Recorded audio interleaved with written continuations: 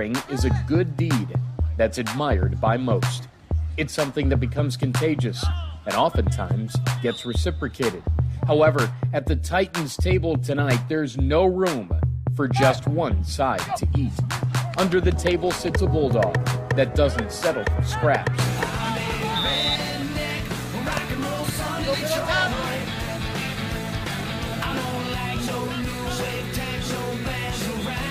Romeo has turned the tables on the Titans in 5 of the last 6 meetings. This breed of dog plays best when defending its territory. A territory that will be attacked tonight by a ground game that's gone to new heights in 2021. Can the Titans race past the red without getting bit by the Bulldogs? We find out next on the Preps coverage of the Friday Night Clash, presented by Woodward Sports.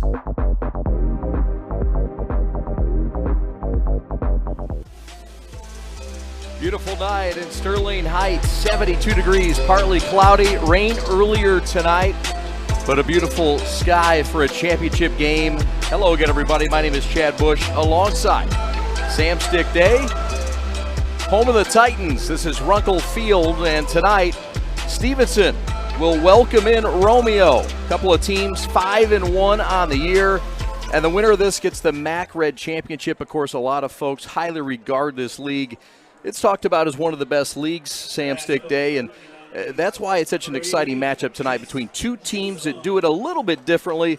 But, boy, they do a lot of things the same way, and they got a lot of respect for one another. Yeah, a lot of respect between both these coaches when we were talking to them earlier in the week. But like you said, these teams are a little bit different, but they both live on the ground, and that's who's going to be setting the tone today. Whoever can dominate the ground game, that's really what we're going to be looking for. Romeo obviously coming in with a bunch of injuries. We'll get to those. I mean, how often do you think you're going to have to go to your third holder, your kick holder, your third holder? But there's next man up mentality for them, and they are a tough team. Tough defense. It's going to be a tough game today for this championship, and it's all on the line today. The Titans are trying to win back-to-back MAC Red titles, and they had a share of the title last year. They don't want to share it this year. They want to put this thing on their plate and do it all. Romeo trying to disrupt that. There's some injuries for Romeo tonight. They're trying to overcome some things. But let's start with just the way that these two teams get things done and the impact players. We'll start with Romeo. And the way they do it is with their quarterback in number one. Yeah, and when you say quarterback, a lot of times you think he must be passing, but no, he's one of the most dangerous running quarterbacks that we've seen. Number one, Logan Rolfs is his name, and we're going to be watching him all night long. And what do you do with your best player? You get him the ball in his hands on every single snap, and that's why he's playing quarterback. And then you look on the other side, the free safety, Joey Krasbubic. It's going to be a great game for him. He's the best safety. The head coach, Kurt Reynes, said he's ever coached, and that is high praise from the coach. He's also a big part of Romeo's run game and leads the team in yards per carry. So big game out of him, both sides of the ball, and obviously looking at the quarterback, it's going to be a big game for him. Yeah, and you can also look with injuries tonight for Romeo at the receiver position. Logan Rolfs will look to go to his twin brother, and that's Luke Rolfs, number 36. Look for him to become a bigger part of the passing game tonight for Romeo. Meanwhile, Sterling Heights Stevenson rolling along this year. Just one blemish on their record. They're 5-1. They lost to number one Rockford in the first game, but they're led by just a trio of players. We could name all the impact players, right? All the runners, but if you got to pick one offensive impact player for Stevenson, who do you got? Well, I got to go with the guy who had 4 touchdowns last week against Chippewa Valley. You play the hot hand, right? Jordan Kudakowski, he's a special player, the leading rusher, 12 touchdowns on the season. Just a punisher, man. A big guy. He's going to wear you down over time. So even if he's not getting his in the first quarter, by the fourth quarter, you're tired of tackling that guy. So you're looking for number 21 to have a big game, and then you flip over to the other side of the ball.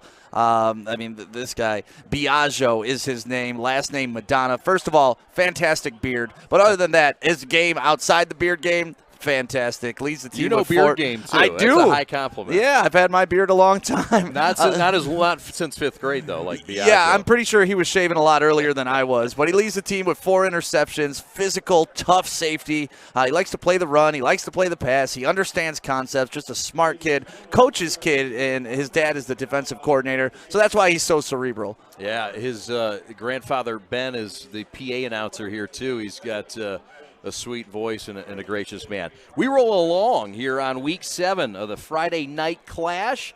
We're excited for this. The MAC Red title is going to be decided here. We're glad to bring it to you in Sterling Heights. It's beautiful. It's 72 degrees. The skies have parted. Well, you'll hear from Kurt Reines, the head coach of the Romeo Bulldogs in his 19th year. On the other side of this timeout, we're back on the Preps coverage of the Friday Night Clash presented by Woodward Sports. Man! Uh-oh! Carmen's falling behind. Let's give her the hiss of shame. Don't ride the bike of shame. Get tons of equipment and free fitness training. Join today for just $10 a month. Make sure you download the Woodward Sports app in the App Store and the Google Play Store today. Take Woodward Sports with you wherever you go and listen live on your phone or mobile device. Kurt Reines, Romeo High School. Well, I mean, that means a lot. I don't know if you guys have a half hour to talk, but in a nutshell, I kind of feel like it's always been kind of the underdog, and we've always kind of had, our mascot is the bulldog, but we've prided ourselves on the fight of the dog. Our kids have extreme pride in their effort and attitude. We talk a lot about what we can control here, and size is not always one of them, but our effort and attitude is, and we're always going to put up a good fight, and that's something that we pride ourselves on. But really, this community, our mantras in our football program, our effort and attitude, since those are things we can control.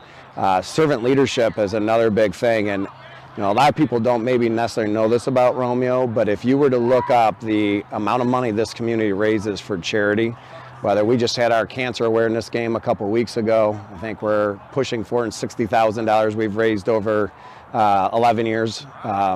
The St. Baldrick's happens in Romeo, and they've raised millions of dollars.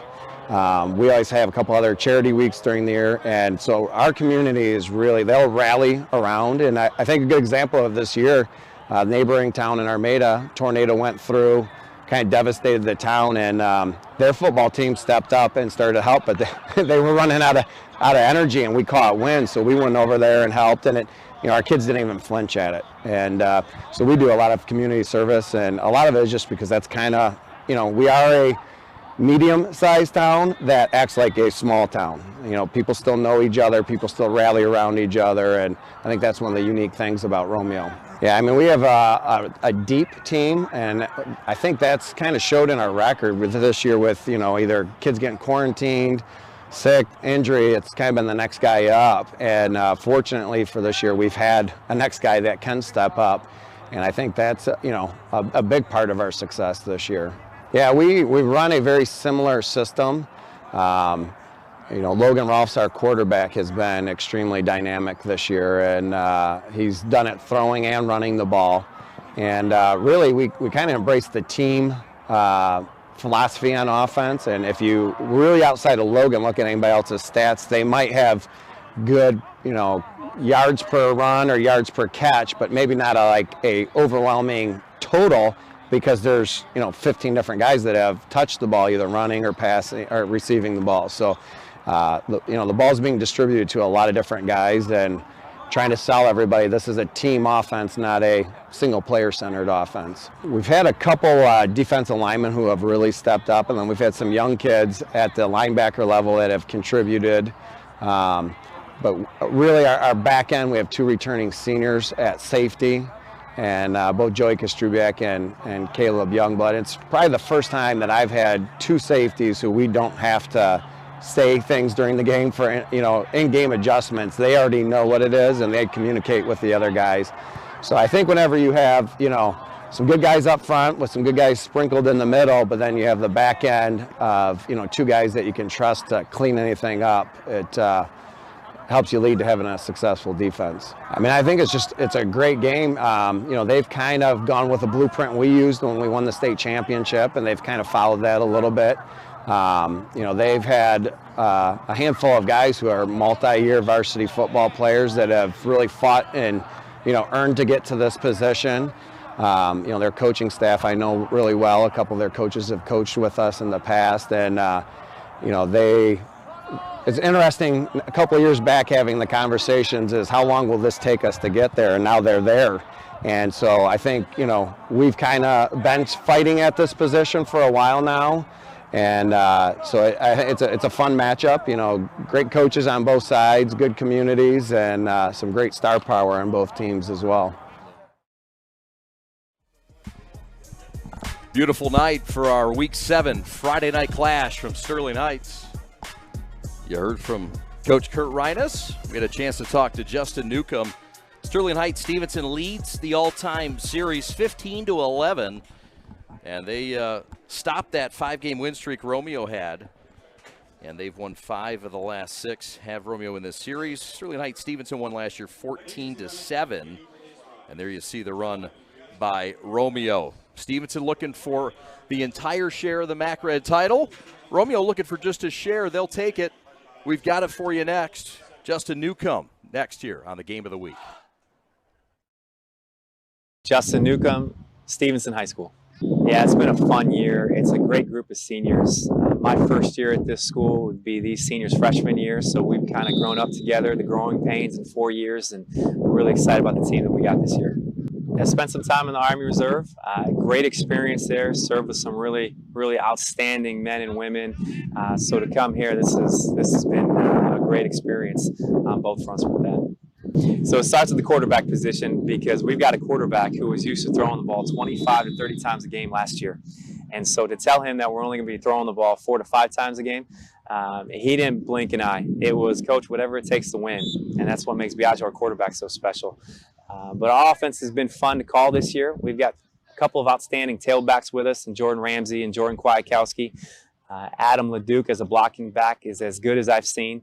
And the offensive line, led by Alex Waltham at the center spot, has been tremendous. Yeah, defensive side is run by our quarterback's dad, Carmine Madonna. So great Madonna connection there. We got a great staff of coaches, and they're putting our kids in a great position each week, lining up correctly, getting the calls in, and the kids are really understanding the position, which is great to see. It's a great luxury to have Mr. Inside, Mr. Outside. Jordan Ramsey, electric, has a chance to go the distance every time he touches the football. He's fun to watch. He's lightning in a bottle trying to catch. We try to find some creative ways to scheme up to get him the ball in space. Jordan Kudakowski, tough physical runner. It's fun to watch him run. He looks for contact. He's dragging ball carriers out there, and even when the play's not there, he finds a way to be his own blocker, and it's been a great combination for us. So the theme of this week is undisputed, leave no doubt. Last year we were co-champs last year with Dakota, and for this team and this season and this senior class, that's not good enough. Undisputed champions, leave no doubt, biggest game of the year in the toughest conference. Hats off to all our kids to be in this position at the end, because it's not easy to run the table in the toughest conference, and here we are with a chance to do that. Our guys are really excited for the opportunity. Romeo is a physical football team. They always have been. Last year they played us tough. We were able to come out 14-7, low scoring, defensive, grinded out affair, and it's going to be no different this Friday night. And you get excited playing these types of teams. It's going to be a heavyweight fight. Guys are going to play to the whistle and maybe the echo of the whistle. It's just going to be that respect that's on the field, and I'm excited to see us match the physicality.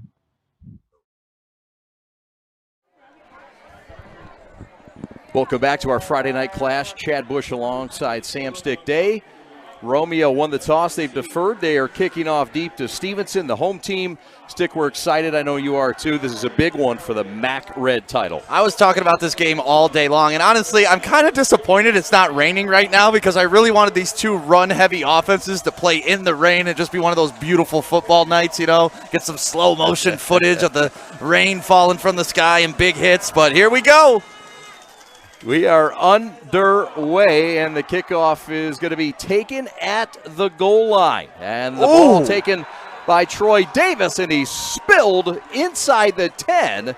And the tackle made by number 8, that's Victor Earl, the sophomore, whose name you'll hear quite a bit tonight, coming from that outside linebacker spot. I don't know if you could just call that a tackle. That was something else. That was a collision. That was a bang, and that is exactly the hard hit, and we're going to see this entire game today. I was just telling you I was excited for this, and what else can you ask for off the opening kickoff than that? Let's take a look at this Stevenson offense led by Biagio Madonna, the senior quarterback, 6 foot, 225. The quarterback, 6th all-time passing, but this is a kid that's going to run. He's part of a 325-yard-per-game effort that Stevenson puts on the ground. They will spread it out. It is a wing tee typically, but they will do some things. 4 wide now, empty set. Handoff to the motion back. The handoff and the give is to number 5. That's Jordan Ramsey, and he is pushed out of bounds after a gain of just a few as we look at the offense for Stevenson. This is the front. It's David Anchondo, 6'8", 370 pounds. He came in from Mexico in the offseason. Cameron Wilson in the left guard. Alex Wathen is the center. He's the leader up front, the senior. Drake Moore at the right guard spot. And Kelvy Sella, 6'6", 320, is the gigantic bookend right tackle. 11:02 to go. Rolling clock in the first quarter. No score. Second play from scrimmage. And a 2nd and 6 for the Titans. It's a quarterback keeper. It's Diageo Madonna, and it's enough for the first down up to the 20-yard line. And he got stuck in the secondary by number 2, Joey Krastubiak, and we get a chance to see both impact players on one play, Stick. You love to see that, and you also love to see the cutback by Madonna there. It looked like the play was designed to start right. He planted his right foot, cut it back, was able to pick up the first down. Nice running. Kwiatkowski and Ramsey are the Division I running backs. One's going to play running back, one's going to play linebacker in Mount Pleasant. Adam LeDuc is the underrated fullback. He makes all the holes happen, along with a tight end. It's a blocking tight end, and Dean Olszewski. Madonna in the shotgun. 1st and 10 from the 21. 10:15 to go in the first, just underway.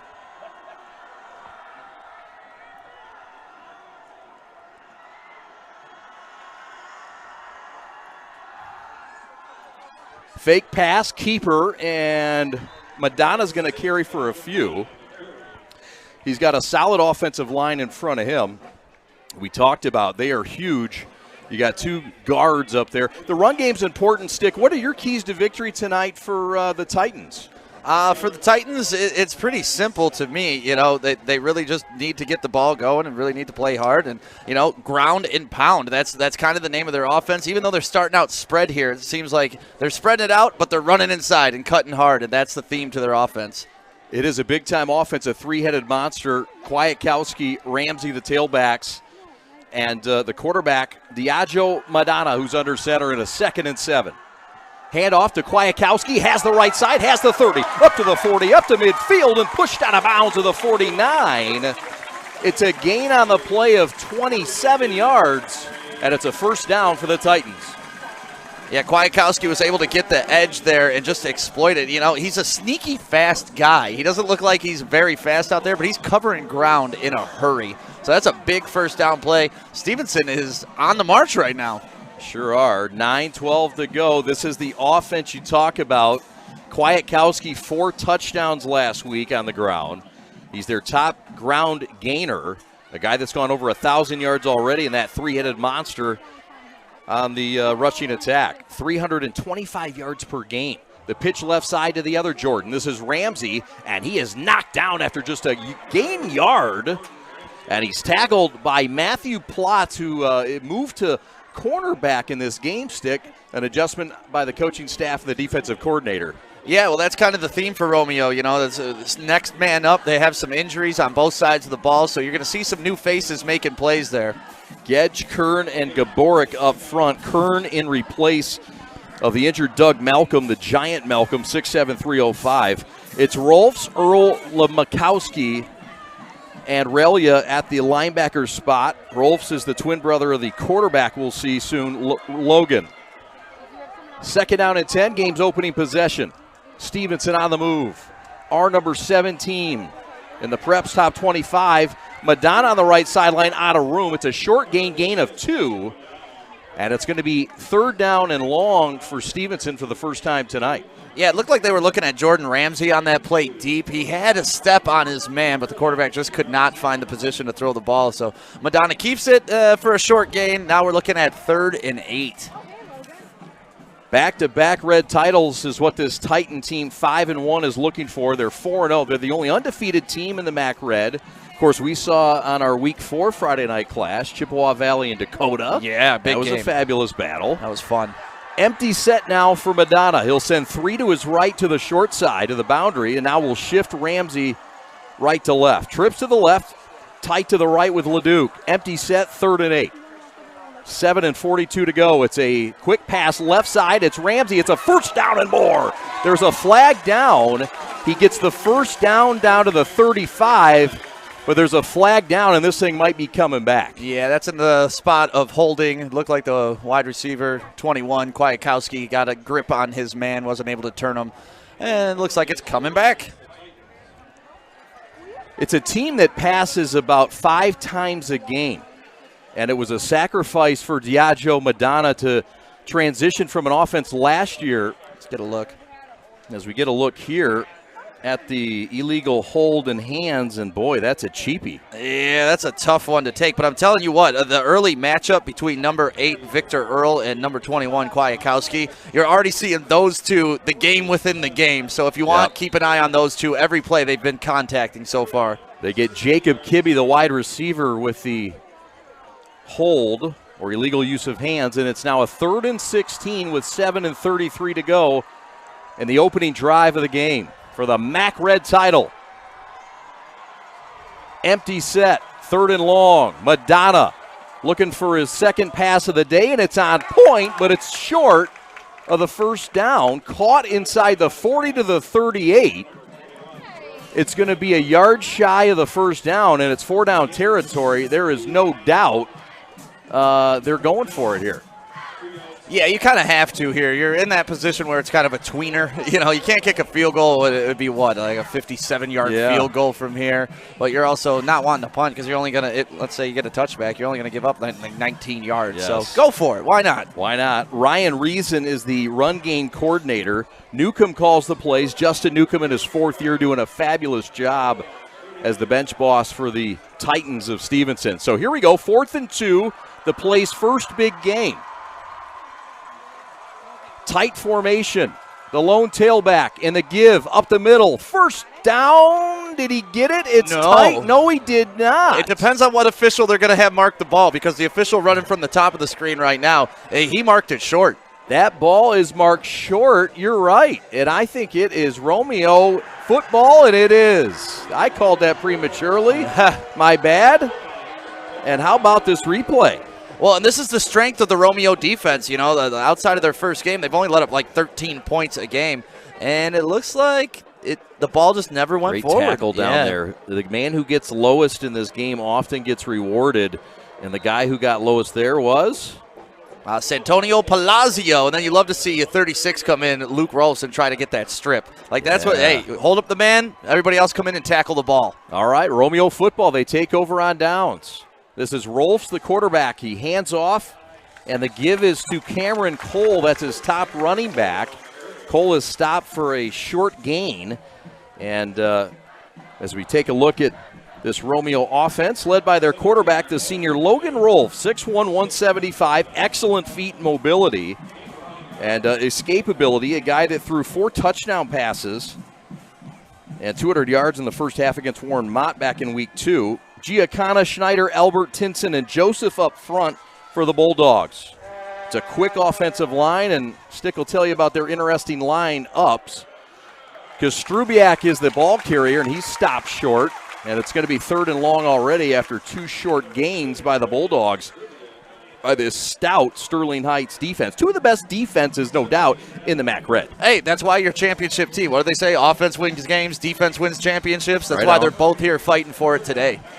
The Stevenson defense gives up 24 points per game as you look at Logan Rolfs, the leading passer and rusher on this team. And he's going to rely on his brother tonight. 3 of the top 4 wide receivers stick out for Romeo. Wow. It puts them in a bit of a bind, including their best in Brady Goralski. Yeah, what it does is it gives a young guy an opportunity to step up and make some big plays, and you hope he does tonight. On 3rd and 9, the pass left side is incomplete. A firm finish in tackle by Stevenson's number 35, who was coming with it. That's Zach Martinsik, and it's 4th down, and it's punting time for Romeo. Yeah, a rare Romeo pass there. Obviously, that was nowhere near the wide receiver, but you like the look of it. He was open. The wide receiver was open. Just the pressure on the quarterback. Couldn't get the ball there in time. And there you see some inexperience. One of the receivers actually blocking in the play, too.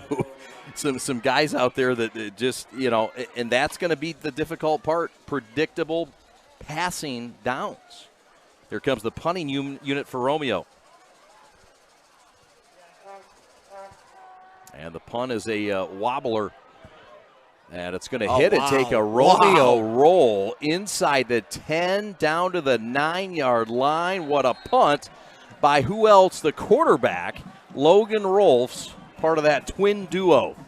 Mr. Do Everything, and what a bounce he got on that. When they say, that was a Romeo bounce, that was a Romeo bounce. Got a little bouncy there. Yeah.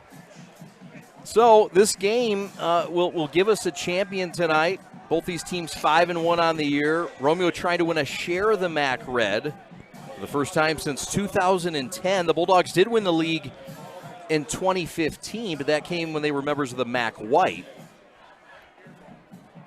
Meanwhile, Sterling Heights Stevenson came from behind last week in their game, beating Chippewa Valley 36-32 in that memorable drive that ended with that Kudakowski, his 4th touchdown of the game.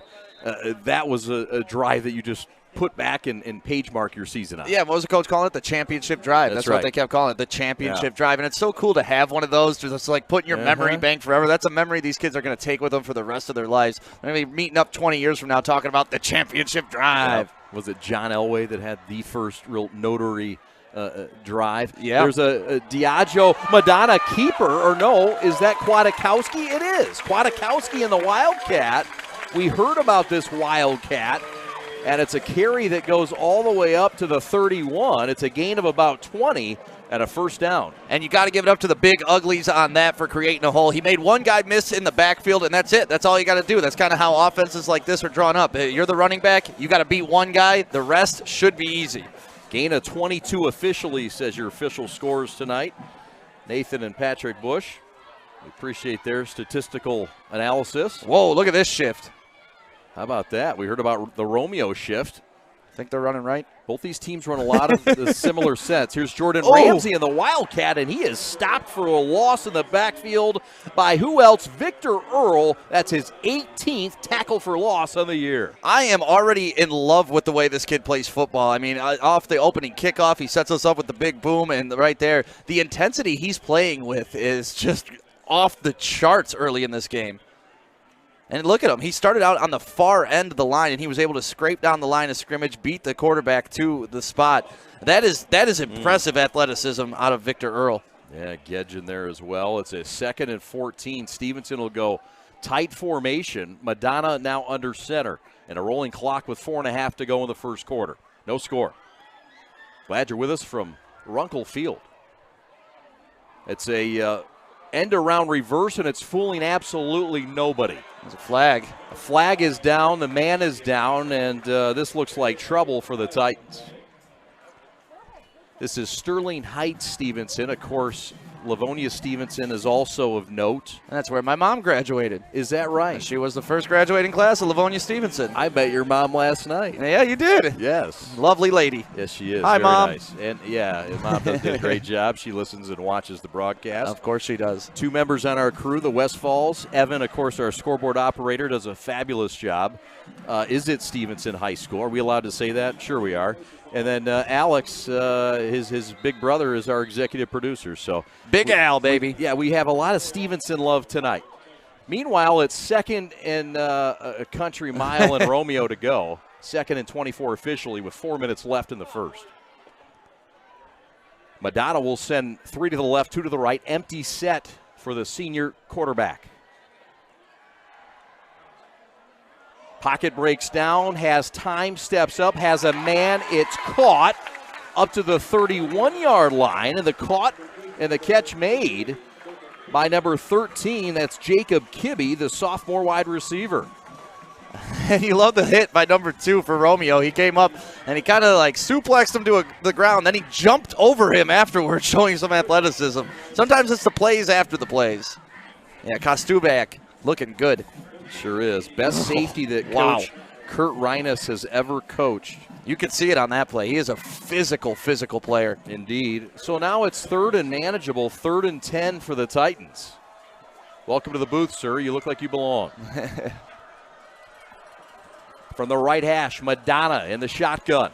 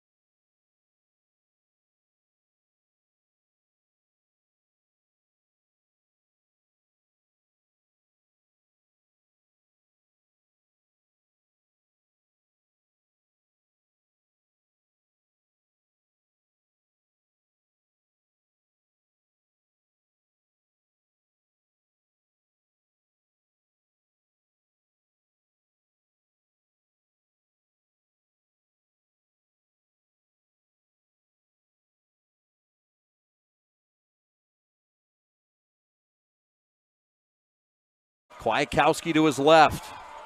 Back to pass over the middle, off the fingertips of Ramsey, and it's 4th down and punting time for the Titans. And Kudakowski is frustrated. He's calling for the ball. His hands are in the air. He was wide open on that play. If the quarterback was able to find him at the top, that was going to go for a long time. Watch number 21 here flare out of the backfield. Yeah, Kudakowski. Yeah, and if you watch, maybe it comes in the screen. Yeah, the left side, yeah, left flat. Yeah, he was wide open in the flat. So it's punting time, well defended by Romeo. As in to punt it away is the fellow who doubles as the outside linebacker in Caden Bollinger. And it's a punt that's going to regretfully roll inside the Romeo 20 down to the 19. And Casey Harrison thought he was going to get that ball to return, but smart move staying away from that bouncing ball. But here's another look. If you watch Kudakowski go out to the flare right there, you can see him just at the top of the screen. Look at him. Wide open, wide open. And those two have such a great chemistry. Already 4 pass attempts in this game. Stevenson already at their cap, right? What they typically do. And look at Romeo coming out with 3 wide down here at the bottom of the screen. Yep, Rolfs will send 3 to the left, including his twin brother slot left. Back to pass, looking right. Pocket breaks down, and so does he. At the 15-yard line. Loss of 4 on the play. Adam LeDuc coming in laying the wood on that. That feels good to get that sack early in the game. And this is tough for Romeo because they're not really a down and distance type team. They got to keep it manageable. So you put them in 2nd and 15. They're more of a run team, so this puts them in a really tough bind. Throwing on first down is interesting for them. Sure is. LeDuc, a guy that is very active defensively, one of their best, and a guy that has just had his 19th tackle for loss on the year that leads the county.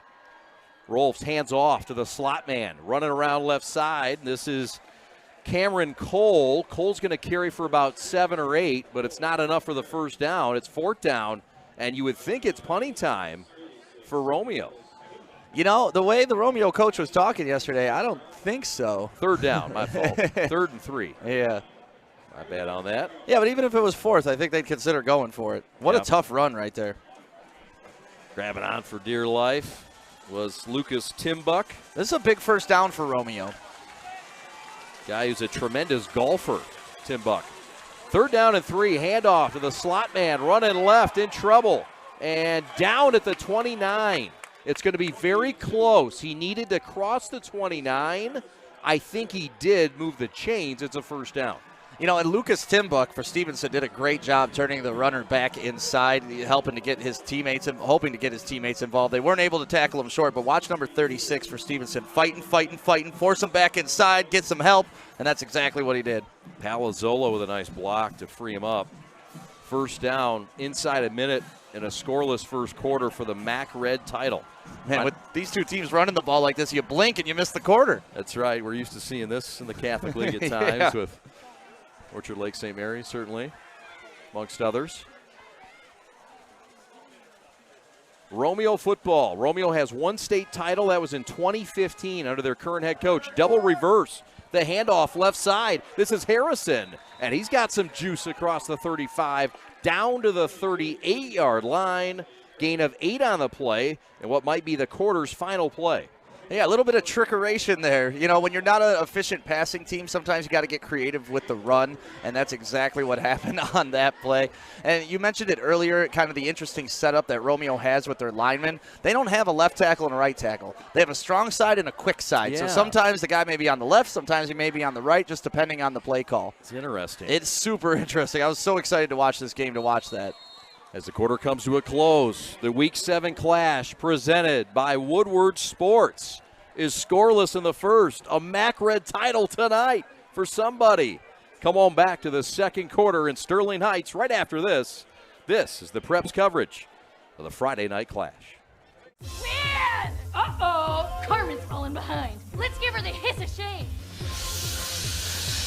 Don't ride the bike of shame. Get tons of equipment and free fitness training. Join today for just $10 a month.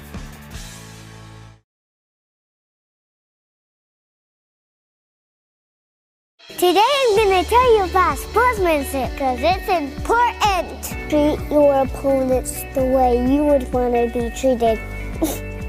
My mom says that. Listen to the referees. It's their job. Be nice to their team and our team. Cheer them on. Always play fair.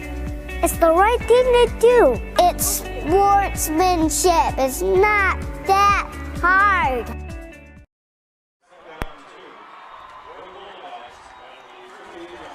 No audio. Joey with Woodward Sports, Stevenson student section, and play is back in action.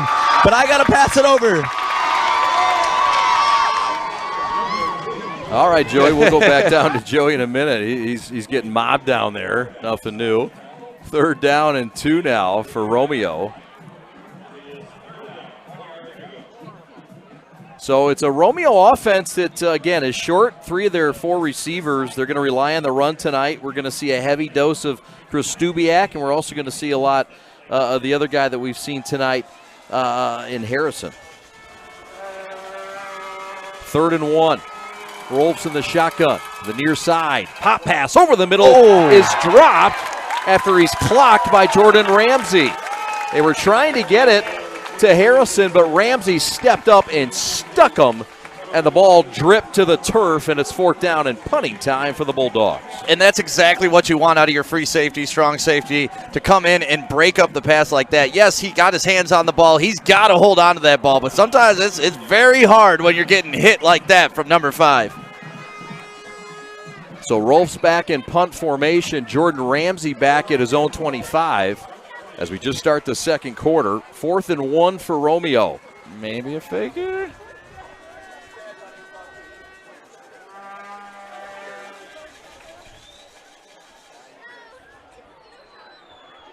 The punt is taken by Ramsey. Knee down at the 25, and that's it. So down to the 25. Let's go down to Joey Radio, who's down in the stands.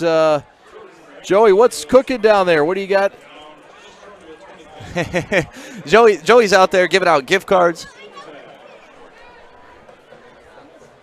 He's having a good time in the student section. And we're doing that $10,000 kick at halftime. So make sure if you're in the student section and you're watching the game right now that you're following at Woodward Sports, because that's how you get qualified. And Joey's going to pick a winner at halftime to go out on the field and kick. First quarter stats brought to you by Evertidy Cleaning. 42 rushing yards for Stevenson in the first quarter, and Romeo had just 19 yards in the first quarter. 1st and 10 for Stevenson from their own 24 in a scoreless game. It's Kudakowski up the middle for a short gainer. This game has not had the real burst plays yet that these teams have been known for, Stick. What do you attribute that to? I attribute that to the defense. You know, both teams have really strong defenses, and sometimes it's tough to get going. You're still feeling each other out, and you know, with the first quarter going that quickly, you don't get a ton of plays to figure out strategy and how you're going to block certain people. So really, it's more of a tip of the cap to the defense than a knock on the offense at this point. Yep.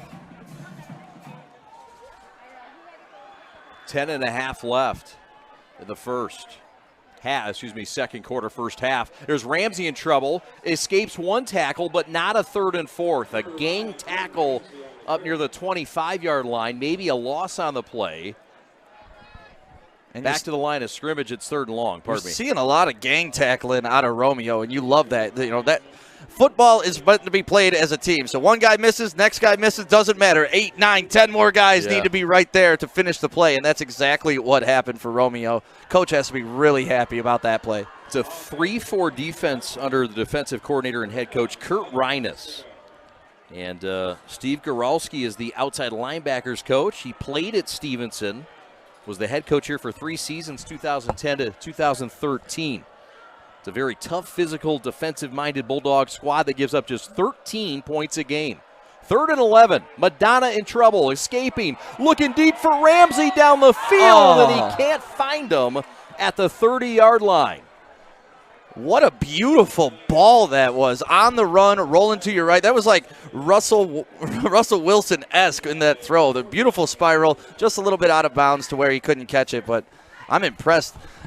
If I'm Stevenson, I'm feeling a little more comfortable throwing the ball tonight after that pass. Look at how beautiful that ball is. Well, this is a guy who last year threw for over 2,000 yards. Again, he's a passing quarterback that's playing the run game this year to sacrifice himself stick, but this year we haven't had a chance to see much of it. You see it again there. That was a nice strike, but it's punting time and pressure and just getting it away as this thing will float down from Bollinger to the 43, and that's where Romeo will take over. This has been a game, a slow one. This is a team in Romeo that is coming off a 27-7 win last week over Eisenhower Stick, and their only loss was to Chip Valley 2 weeks ago, 37-34. Outside of the 37 points in that loss, I mean, they haven't given up much all year. We're seeing why their defense has been the calling card there for so long. Yeah, and it goes back to what I was talking about just a couple plays ago, the gang tackling. Yeah. It's a team defensive scheme. It's not just a couple big players making big plays. It's everybody doing their job. Kurt Reines talking about his community and how proud he is of them and how much they give back in charity. They've given and raised over $500,000 over the last 10 years, and it's just one of those towns that rallies together, and their football team is a microcosm of that. The throw right side is too tall for Harrison. Incomplete. And it's 2nd down and long for Romeo from the MAC Red. You can see Ross just a little bit out of rhythm there. He went to throw it, kind of pumped again, and that ball sailed on him. But if he's in rhythm, you know, that's what you practice. 1, 2, step back, now throw. And that little hesitation is what made it sail. There was some pressure coming from that defensive tackle spot, and Jason Stewart for Carmine Madonna's defense. Carmine Madonna, who played here in the mid-'80s and is the father of the quarterback and safety Aj Madonna. 2nd down and 10 for Romeo. Down a few receivers tonight. Harrison in the jet sweep gets the handoff. Has the 45, but not the 47. It's a gain of just a couple, and it's 3rd and long. Yeah, Zach Martinick, is that how you say his name? He came in and was able to wrap him up and kind of hold his man there. I was pretty impressed with that tackle because he had some speed. He had some momentum going. Watch it. He makes the cut. 35 just grabs him up, throws him down. Great pursuit. Kind of hog-tied him. Yeah, it's like a Georgia back road. Martincic, my apologies. No, you're good. It's his first year of varsity. He's a great story, actually. Played JV as a junior last year. And he's a great story of perseverance. A kid that was not ridiculed, but, you know, a kid that played on the JV as a junior isn't one of those guys that, you know, you care about. You want to support him. This kid is now a starter and a guy they count on. And he's a big part of this defense that you just saw there. Well, you know, at this age, kids mature in such different ways. That's you know, right. You're 17-year-old. One kid may be shaving, and one kid may be already toned and has grown, and then another kid may not have even touched his growth spurt. So sometimes you wait till that senior year and you fill into your body, and now a solid varsity player. 4th and 5. Romeo's going for it on their own side of the 50, and Carmine Madonna says, not so fast, my friend. Let's talk about this this. over. Yeah. Hey, we got something to talk about here, huh? We got something to talk about, too. We got a timeout. This is the Clash. Week 7, Friday Night Clash presented by Woodward Sports.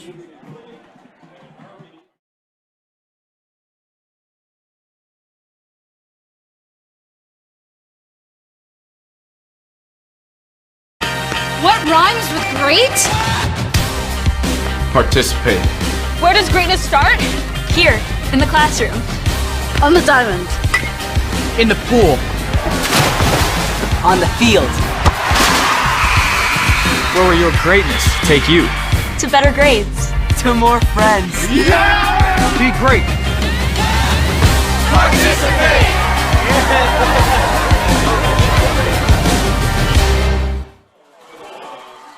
Sterling Heights Stevenson tried to win back-to-back games in this rivalry series. They lead the all-time series 15-11. 4th and 5 for Romeo, and we got a pooch kick, but we got a false start before the pooch. Man, I wish that play would have gone live. That was awesome. They sent a man in hard motion. He had the quarterback standing 7 yards instead of 15 yards like a normal punt, and he was going to punt. I love that. I love it. It didn't work, but I love it. Yeah, the shenanigans. Yeah, look at this. What is he, 4 yards behind the line of scrimmage, and he's going to punt? Yeah. It's amazing. Palazzolo in the motion, and then the Rolf's boot. So now he'll stand back. Yeah, now he gets his 15 yards. Full punt formation. Right. Matthew Jackman is the long snapper. 4th and 10 now.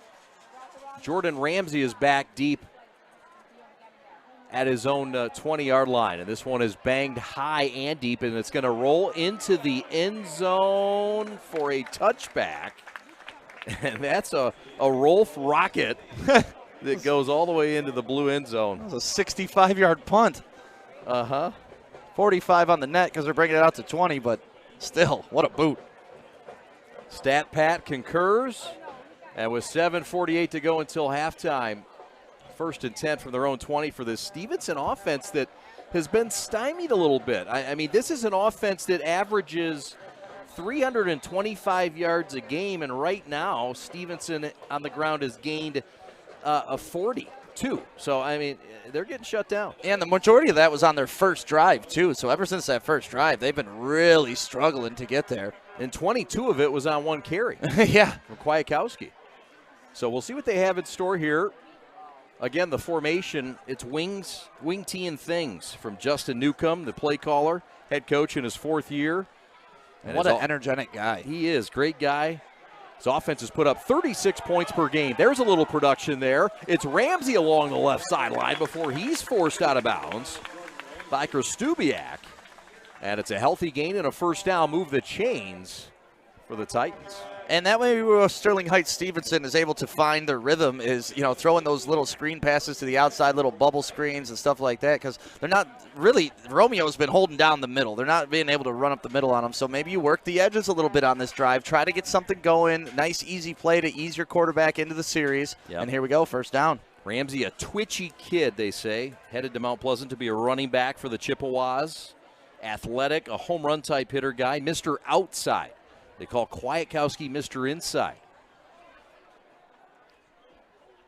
Handoff left side. This is Mr. Outside, Jordan Ramsey, and another healthy gain along that left side. And that offensive line starting to grind it out. And they got some big boys over on that left side. Yeah, 6'6", 381, and then 6'8", 360. Those are some big boys coming out. When 73 clears that hole, look at him. He cleared out 2 guys on that play. He's pulling stick. He's pulling at that side. Yeah, to have that athleticism Both is tackles insane. Pull. Yeah. It made their run game coordinator Ryan Reason smile. He's under the Bud Rowley tree out of Oxford. He played at Hope College. There's a few guys now under that tree. Billy Keenest is one of them. There's a handoff up the middle. Kudakowski has a quiet run, just about a yard on 2nd and 3. And some tough guys up the middle there on the bottom of the pile. Who do you got down there? Yeah, Lucas Gaborik just shot through the line of scrimmage and was able to initiate the contact behind the line of scrimmage. Great read for him on that play. He was able to shoot through the lineman. Romeo has a state title in 2015. They knocked off Cass Tech in an upset, 41-27. Stevenson has never won a title, although they've been to the state title game 4 times in school history. Last in 2009 with head coach Rick Bye. Legendary coach Rick Bye. Handoff, this is right side. It's Ramsey, and he is tackled behind the line of scrimmage for a loss. Down he goes again. Mark Gedge this time It's a TFL, and it's punting time for the Titans. You know, I don't want to say this, but Sterling Heights Stevenson is almost kind of getting predictable on where they're going to run the ball. You see how many people they have up top to the right. You know they have to go right on that play, and it looks like Romeo is just overloading whatever side they're overloading. Speed. Yeah. Speed, really. Yeah. That defensive line, they're tough, they're physical, but really that speed just seems a little quicker. Pressure, but the punt gets underway, and the punt is taken for a fair catch by number 22. That's Casey Harrison, and that's where Romeo will start in this scoreless game for the MAC Red title with 5:30 to go in this second quarter. My name is Chad Bush. He is Sam Stick Day. Happy 40th birthday to Sam Stick Day. Clarence Sam Stick Day, 40 years old. Glad to celebrate it with you last night, buddy. We had a blast. Thank you so much for having me out. Yeah, thanks for coming, man. Man, that was a great time. Good to see your family and friends and get to know them better. Yeah, and I have such a ragtag group of friends. Getting all those people in one room at one time. No, I had a great time with. Oh, thank you guys. Thank you for the picture. Look at that. How about it? Stick turns 40. I like it. There's a flip left side. This is Palazzolo, and he finds room and daylight across the 40 to the 43-yard line.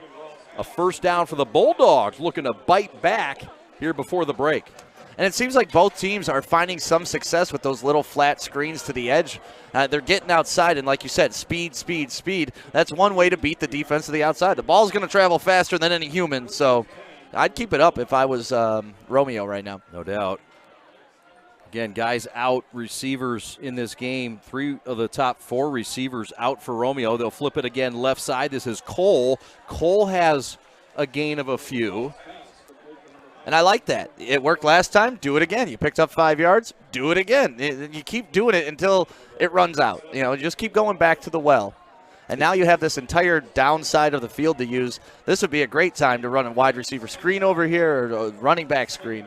Tackle by Lucas Timbuck. He's a tremendous golfer, and he's missing a game next week to play in a golf tournament to try out that would take him to the Masters. His coach says, I support that. Pocket breaks down, pressure from behind. Ball is loose, ball is out, and who has it? It's a fight. And they're going to say it is Romeo football. There will be a loss on the play. And 3rd and long, but the heat was coming from Madonna from the backside. Yeah, but all credit on this play must go to Nathan Joseph. It was pretty clear that Sterling Heights Stevenson was going to be able to get that ball, and he dove in and literally tore it away from the 6'8" guy for Sterling Heights Stevenson.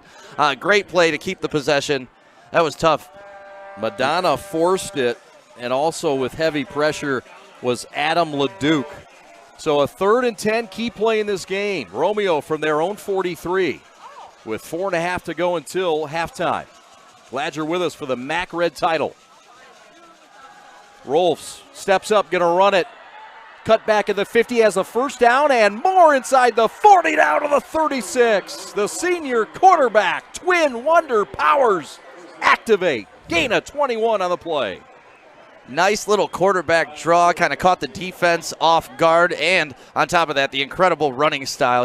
I like how he slowed down, let his blockers get back in front of him, and that's how he was able to pick up the first down, because if he would have forced that, he probably would have been tackled short. Look at the big boys. You're right, working down there, finishing blocks. Cole Tinson et al. 4 minutes left. Here comes Romeo looking for the game's first score. An offense out of the MAC Red that puts up 28 points a game. Handoff Harrison off left tackle. It's a gain of 2 on the play. And it's 2nd and long for this Bulldog offense. It just seems patient enough to make a little money on this drive. Yeah, if they keep doing what they're doing, and that's what they're working the edges. The only time they've kind of run up the middle on this drive is that quarterback draw, and that's fine. That's not really a typical run up the middle. So I like what they've done on this drive. By the way, the popcorn here is fabulous at Sterling Heights. A+. I mean, we've been around the MAC Red, no names, Dakota. This blows away their joint for popcorn. 2nd and 8, in trouble, Rolfs, ball loose, it's out, and Stevenson has it at the 42-yard line.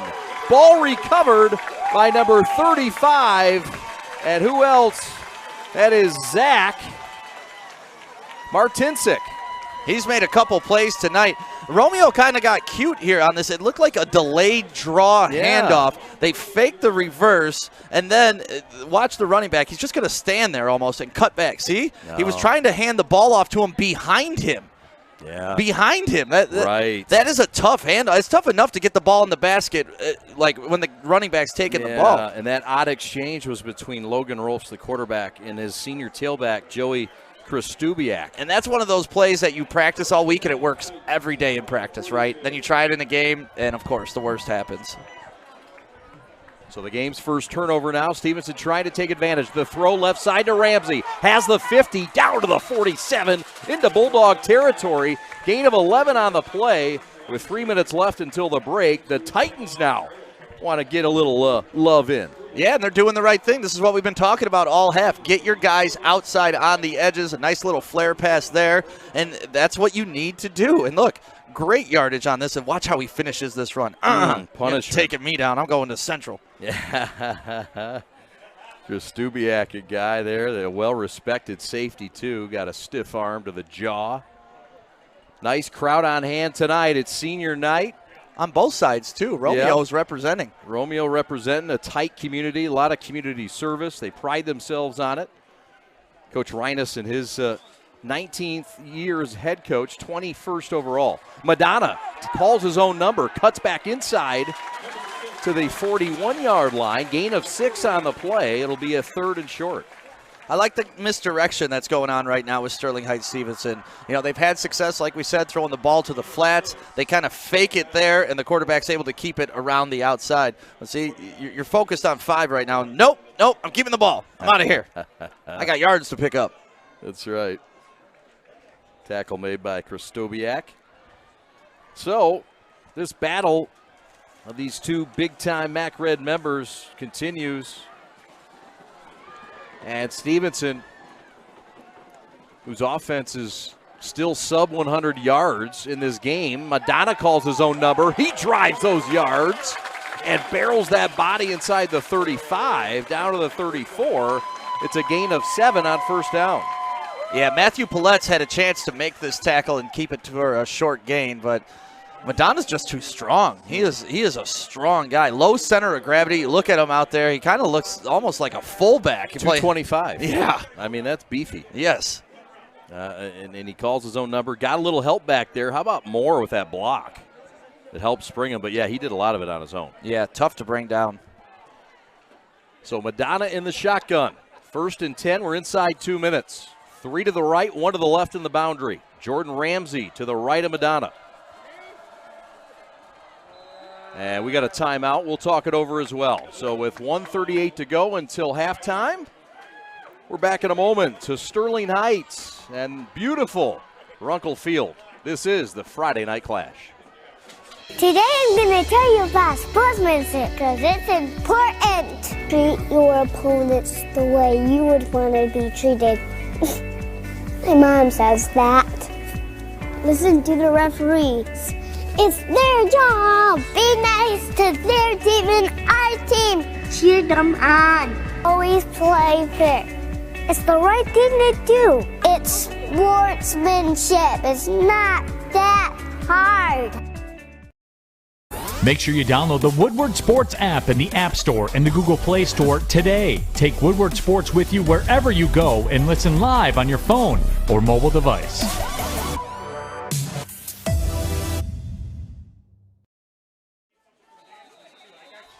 You talk about Stevenson, you talk about that ground game, 327 yards per game and 25 of their 29 touchdowns stick have been on the ground this year.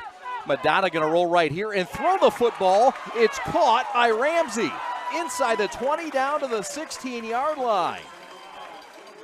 And one of the 3 completions tonight happens, and it's their biggest pass play so far. And you like that play by Madonna. He had an opportunity to run. He really could have run and probably picked up the first down, but he kept his eyes down the field, and that's what you want out of your quarterback. You want him to continue to monitor the field. If someone busts open like that, all of a sudden, boom, you're in scoring position. That's the 10th catch of the year for Jordan Ramsey. The handoff up the middle and nothing doing there against that stout front of the Bulldogs. That was about the toughest 1 yard you're ever going to earn in high school football. My goodness, there was some hitting going on that play. Kudakowski, tough individual. Joseph Collin coming in, delivering one of the hits.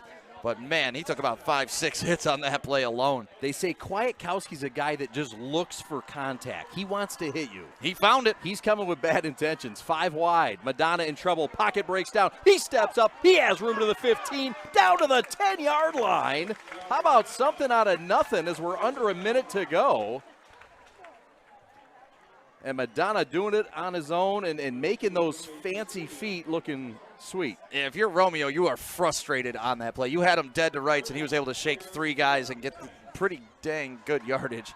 Hurry up offense. Just one timeout left for the home team. 30 seconds left. Oh, wow. Madonna left side going to call his own number again, and he's going to get stuffed at the 8-yard line. I don't think the center was on the same page there.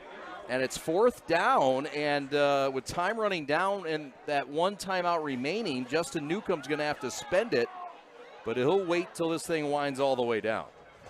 Watch this play. The quarterback doesn't even know the ball's coming. No, I mean, we saw this with the Lions last weekend. That could turn into an interception. I saw it for the first time. I don't think the center was on the same page there. And it's 4th down, and with time running down and that 1 timeout remaining, Justin Newcomb's going to have to spend it, but he'll wait till this thing winds all the way down. Watch this play. The quarterback doesn't even know the ball's coming. No, I mean, we saw this with the Lions last weekend. That could turn into an interception. I saw it for the first time. Alex Watson, I'm not sure if he knew the snap count. The quarterback wasn't paying attention. Just a miscommunication right there that could have been disastrous, but they were able to save it and at least pick up some yards. So timeout is called.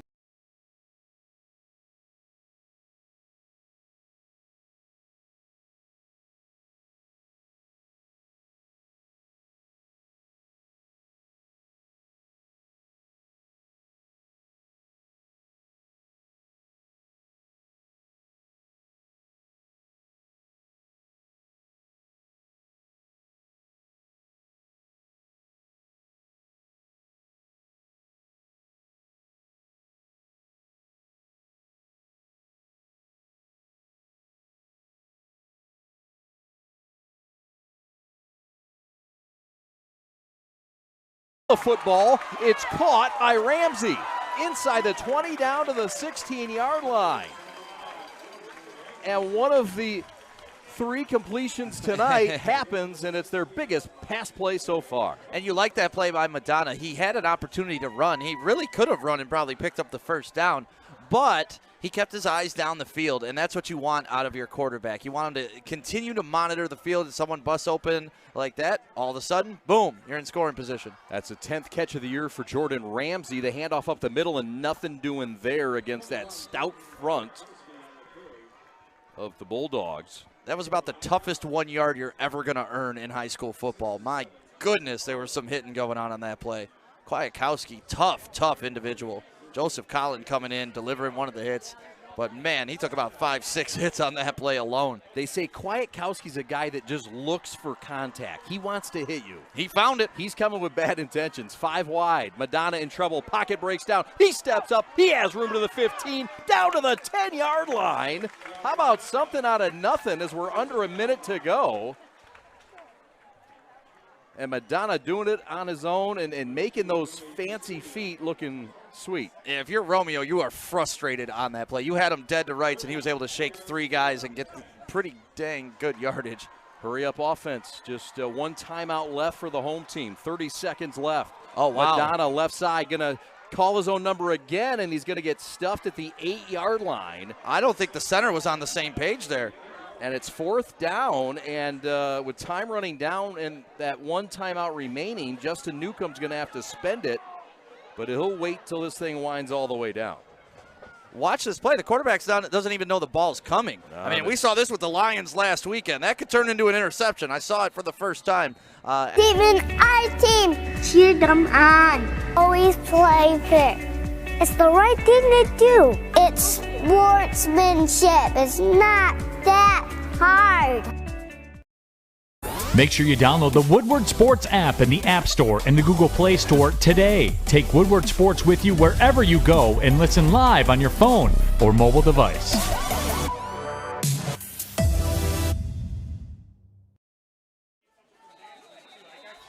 You talk about Stevenson, you talk about that ground game, 327 yards per game, and 25 of their 29 touchdowns stick have been on the ground this year. Madonna going to roll right here and throw the football. It's caught by Ramsey. Inside the 20 down to the 16-yard line. And one of the 3 completions tonight happens, and it's their biggest pass play so far. And you like that play by Madonna. He had an opportunity to run. He really could have run and probably picked up the first down, but he kept his eyes down the field, and that's what you want out of your quarterback. You want him to continue to monitor the field, and someone busts open like that, all of a sudden, boom, you're in scoring position. That's the 10th catch of the year for Jordan Ramsey. The handoff up the middle and nothing doing there against that stout front of the Bulldogs. That was about the toughest 1 yard you're ever going to earn in high school football. My goodness, there was some hitting going on that play.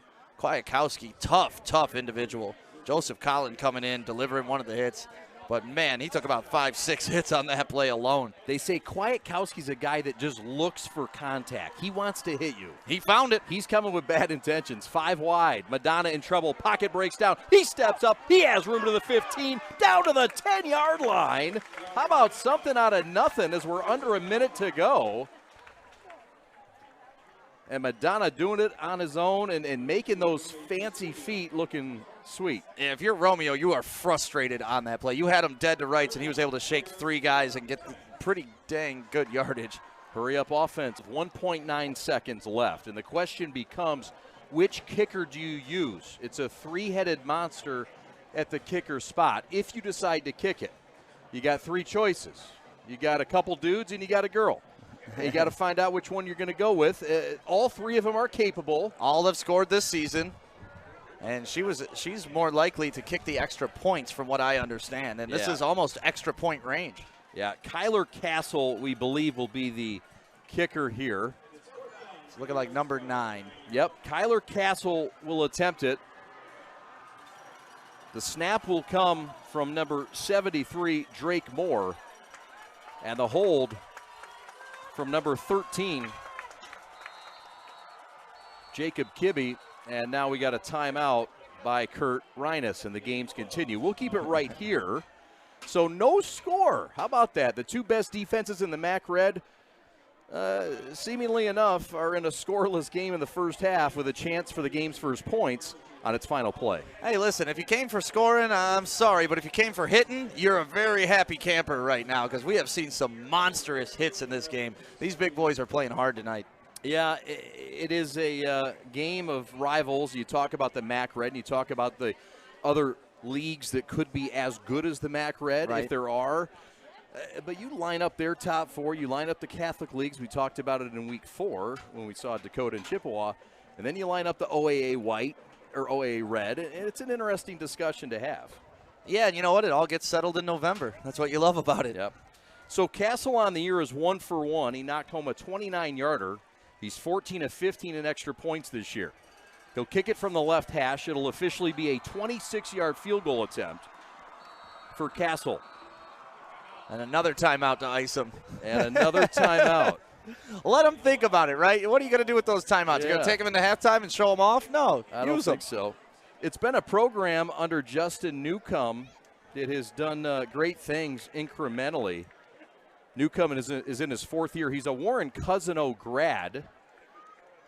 And this is a guy that has turned this program around in his 4th year in a short time. A guy that took them to the semifinals in just his 2nd year in 2019. A guy that saw a team win just 4 games his first year after coming over after just 1 season for Warren Cousino. He was an assistant before that at his alma mater. He spent time leading people in the Army Reserves, and he was a pleasure to meet with this week.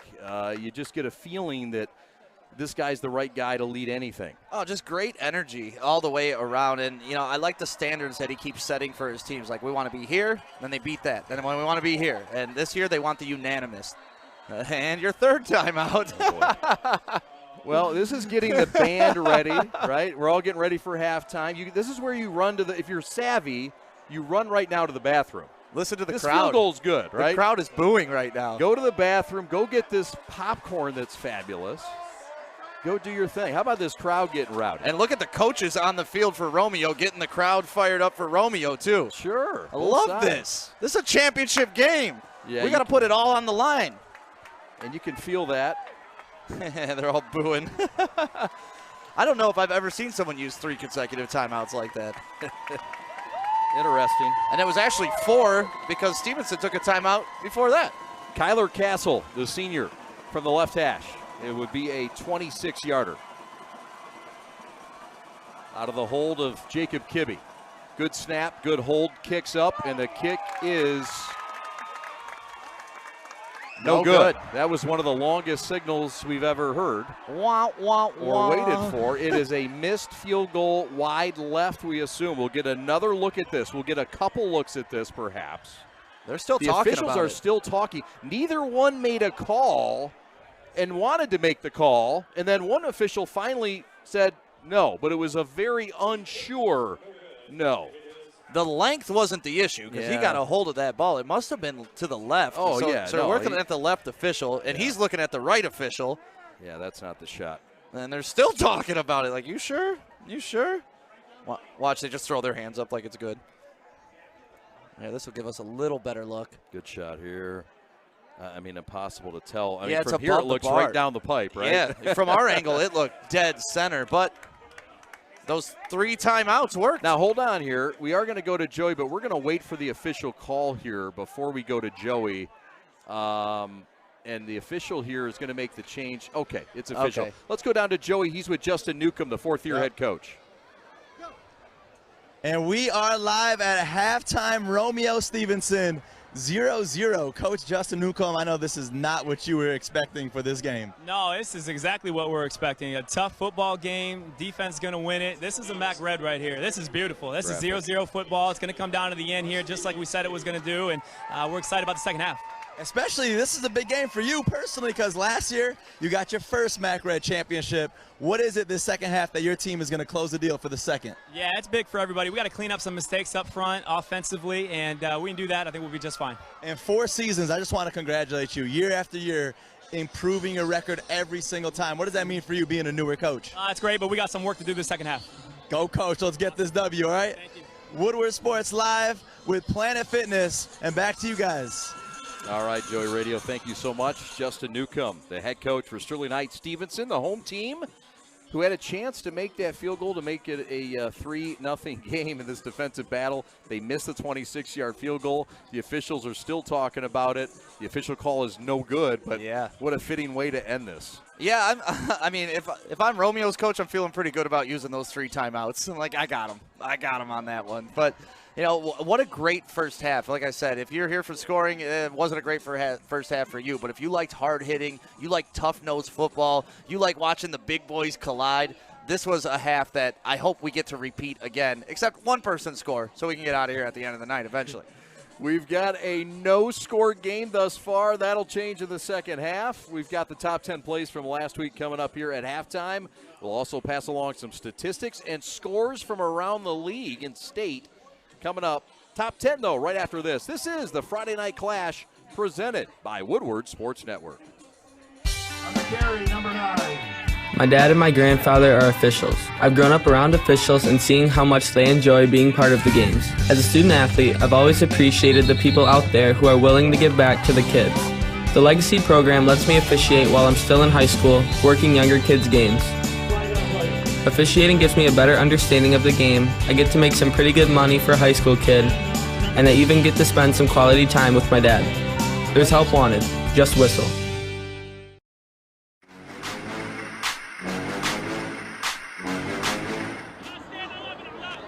They fake the jet sweep and hand off up the middle, and it's a short gain. I think it's a fumble and a recovery. Is the ball loose? No call yet by the officials, and no call officially. Did we see one? Boy, this would be big. It was a 1st and 10 on the 22, and it looks like the side judge came in and waved dead ball, and they are given first down Belleville. Belleville football. The turnover and the game's first as we get a second look at this. Ran into his own player Landers in the backfield. It's number 9, Hussein Beydoun. And the ball just pops out before he got on the ground, and I don't think anybody saw it. That was almost like a rugby scrub, and the ball just came out the back. The Tractors try to inch a little closer. Alex, back to pass, sets up the screen, has a man. Down the left sideline, cut back in. 5, 4, 3, 2, 1, touchdown Tractors! Hussein Beydoun into the blue end zone. And the Tractors have cut it a little bit closer.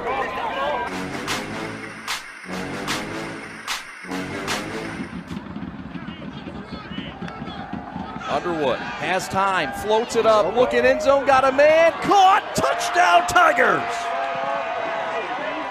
Deshaun Lee in the corner of the end zone, and it's a 23-yard strike from Underwood to Lee.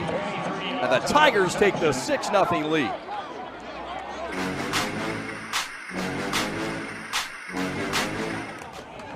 Alex Osmond gonna go deep to the end zone to Gates, touchdown Tractors! 26-yard strike from Alex to Antonio. There was a lot of hand fighting going on that, and I'm glad the officials just let it go because both players were doing it, and at the end, Gates ends up with the touchdown, and what a game he's having, and actually, what a past 4 minutes he's having. How about a guy that just threw it up? I mean, this is a beautiful strike. Got both feet in. The rhythm that Osmond and Gates have, they built this and they've worked on this, and you can tell they've got some synergies going tonight. Long count. Osmond has time in the pocket, looking deep down the middle, has a man caught the 35-yard line. And a guy that would get some openness, Muhammad Saeed, the senior wide receiver, with a big strike down inside the 30. An absolutely beautiful play here. They're playing 2 safeties deep. He was able to get in the middle of the safeties and just outrun them. And if the middle of the field is open like that, it's going to be a long day for Belleville, because if you give this quarterback time, he will pick you apart. 45-yard gain on the play. And the bleachers are shaking right now. The fans are up. They're on their feet. Underwood back to pass, looking left, got a man caught! The 43-yard line, went down and scratched it off the turf. And the catch by Jeremiah Caldwell, his first of the game, and it couldn't have come at a better time. I thought he was overthrown on that. Once again, another amazing diving play by Belleville, and trusting your freshman quarterback on 3rd and long to make that play. What an incredible catch. Incredible.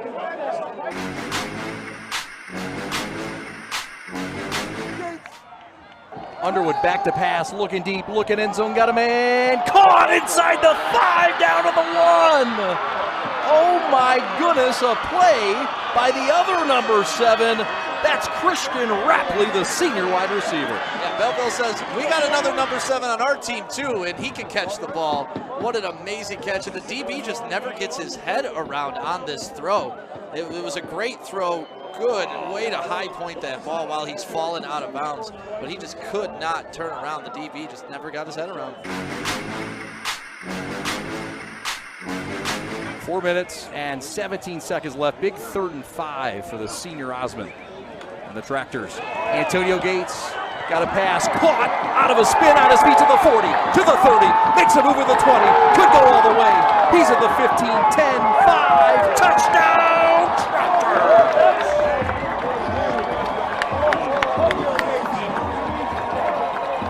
Big time play, 62-yard touchdown, all on his own. Antonio Gates Jr. I don't even know what my favorite part of that catch was. Was it the one-handed catch? Was it the spin out of the tackle? Was it cutting across the entire football field to cut down the angles of the defenders? Was it juking their last free safety? Was it getting in? Like, all of it was fantastic, and it's exactly what they said they needed. 2nd down and 5 from the 18 from the right hash. Osmond with his man Harbin motion. And the give, and the ball's loose and picked up and fumbled. fumbled loose, and they will never get Cameron Dyson, who's headed to the house. Touchdown, Tigers.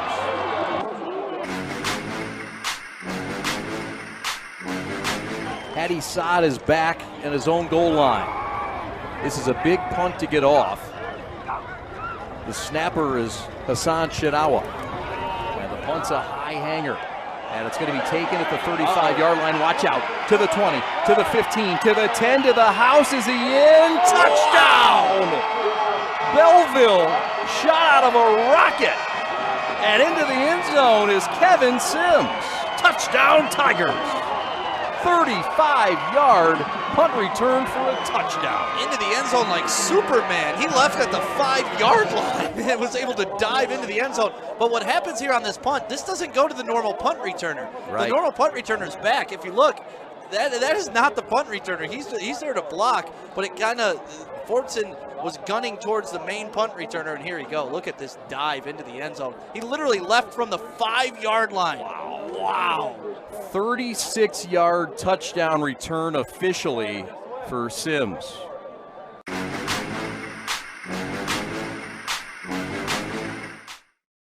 Man! Uh-oh! Carmen's falling behind. Let's give her the hiss of shame. Don't ride the bike of shame. Get tons of equipment and free fitness training. Join today for just $10 a month. Make sure you download the Woodward Sports app in the App Store and the Google Play Store today. Take Woodward Sports with you wherever you go and listen live on your phone or mobile device.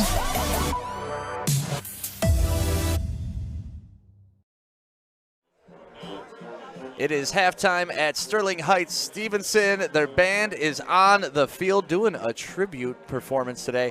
But we're here right now. Romeo, Sterling Heights, Stevenson 0-0 at half, and both these teams have high aspirations to play at the highest level Thanksgiving weekend at Ford Field. And we're talking about the state championship. If you missed the winners from last year, here's a little recap of all the best teams in the state of Michigan. Division 8, Ubly versus Centerville. He's looking for Tyler Swanwick one more time. Swanwick high points it again and brings it down. They bring motion. Todd rolling to his right. Like we talked about, not scared to put it in the air, Johnny. Oh, one more time, Tyler Swanwick. He's in. A heck of a football game, but it is. The Centerville Bulldogs, who are state champions for the first time. Division 7, Traverse City St. Francis versus New Lothrop. Cam Moore back to pass, and he's got Julius Garza wide open. Garza inside the 25, and Garza's going to take it to the house for the second time today. Schmuckel straight ahead, untouched. Touchdown, St. Francis. Don't look down. We got a football game. Cam Ward this time hands it off. Julius Garza, can he get to the edge? Garza to the pylon, and there he goes. And that's it. New Lothrop, state champions of Division 7 for the second time in the last 3 years. Division 6, Clinton versus Montague. Lehman on the carry, lowers the boom, and into the end zone he plunges. He's looking for more. Collins wants to throw for the corner. Oh, right on the money.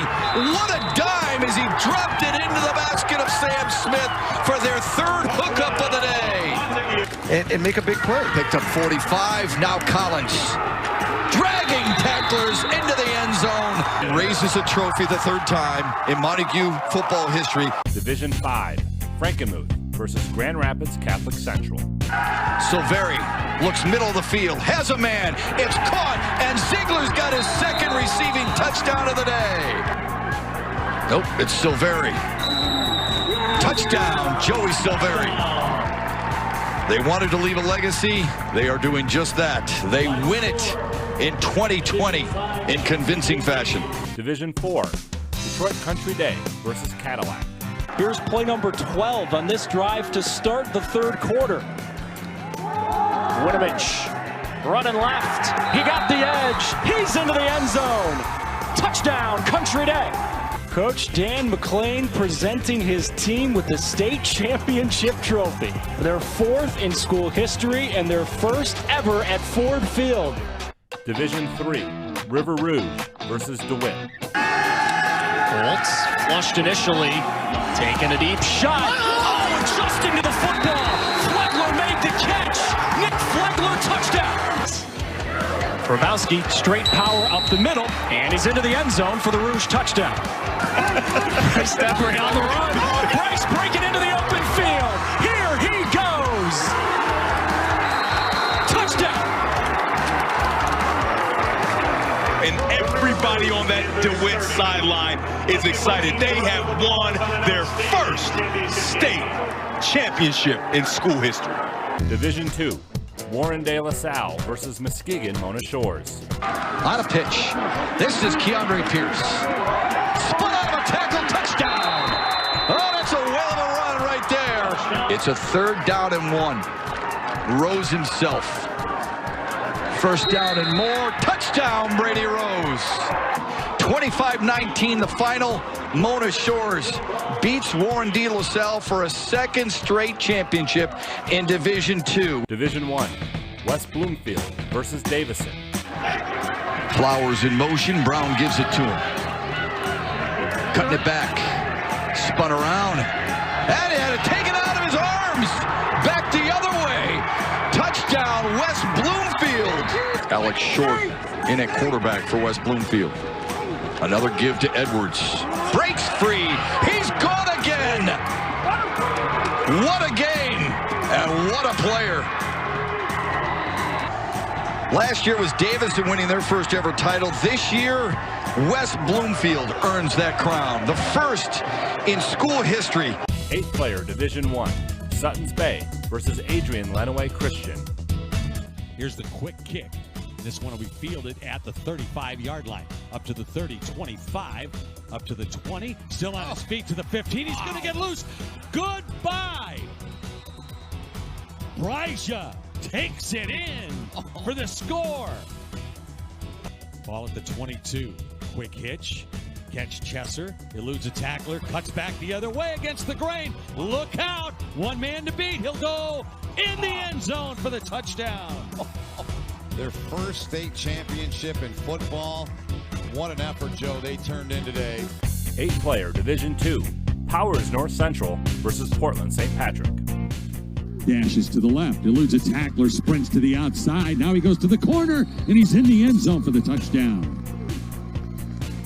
Now they've got Ian Gorski in the backfield. He'll hand it off on that inside handoff again to Wyatt Robb. That ran for a touchdown before. He's got space again and a blocker in front of him, and he'll go.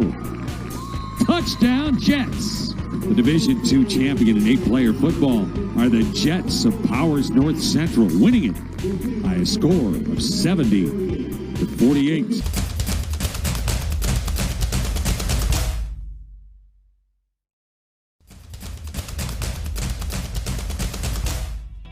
As the voice of Michigan student athletes, the Student Advisory Council's role is to convey the message of how high school sports are supposed to be played. We are responsible for helping the MHSAA maintain a positive and healthy atmosphere so the interscholastic athletes may thrive. We believe athletes should be competitive, sportsmanlike, and excel academically. We believe students in the stands should have fun, but not take the focus away from the game. We believe coaches should act as teachers, helping student athletes develop while still keeping high school sports in perspective. We believe that parents should always be positive role models and be supportive of their child's decision. We believe officials commit their own time to high school sports, and respect should always be shown and given to them. The most important goal for student athletes is to enjoy high school sports while keeping a high level of respect between all those involved in the games.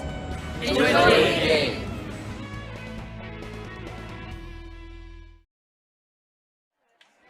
Welcome back to Week 7, the Friday Night Clash. My name is Chad Bush alongside Sam Stick Day, Joey Namath, Joey Radio down on sidelines. Alex Westfall is your executive producer tonight. We are scoreless at half from Runkle Field in Sterling Heights for Sterling Heights Stevenson and Romeo for the MAC Red title Stick, your thoughts on the first half. I loved it. I loved everything about it. Like I said before the game, I was kind of disappointed it wasn't raining because this is the type of game that would be perfect in the rain. Right. Just big bodies running into each other, hitting each other.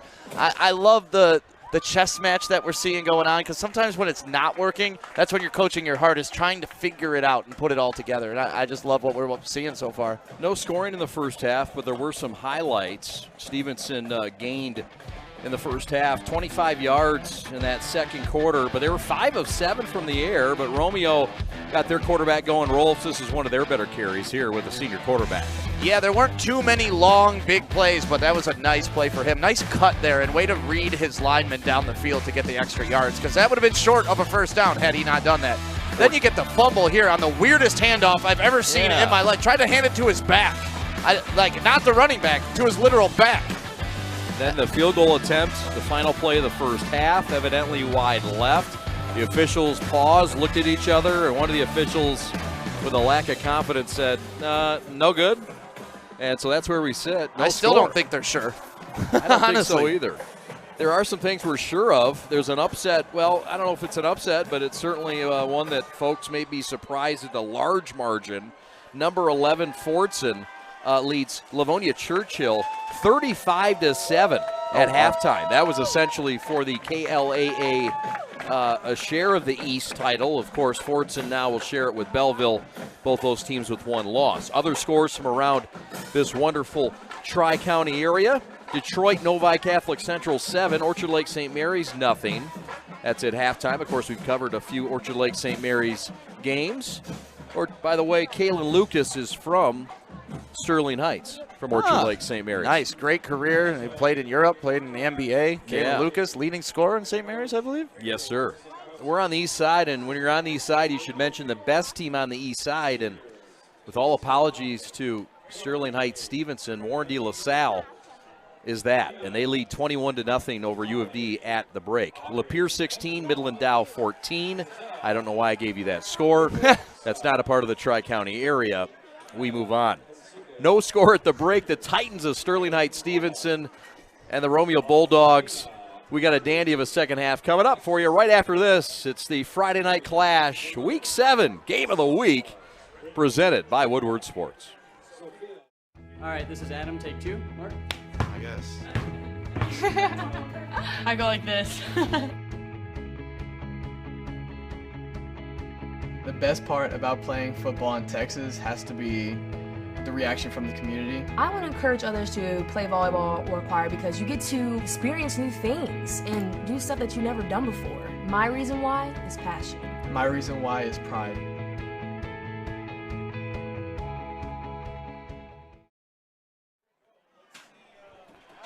Beautiful night tonight in Sterling Heights, 4th largest city in the state of Michigan, 2nd largest in the Metro Detroit area. My name is Chad Bush. He is Sam Stick Day. Joey Namamu on the sidelines. Yeah, let's take a quick look at the scoring update from the first half, and there you have it, 0-0. No score in the first half. The best scoring chance was at the end. Yeah. Stevenson had a chance for a 26-yard field goal. Their kicker, who was 1 for 1 on the year and 14 of 15 in PATs, missed a field goal that he usually makes. I guess the thing that sticks out to me, Stick, is Romeo and the way they've defended the Stevenson offense that is averaging 36 points a game.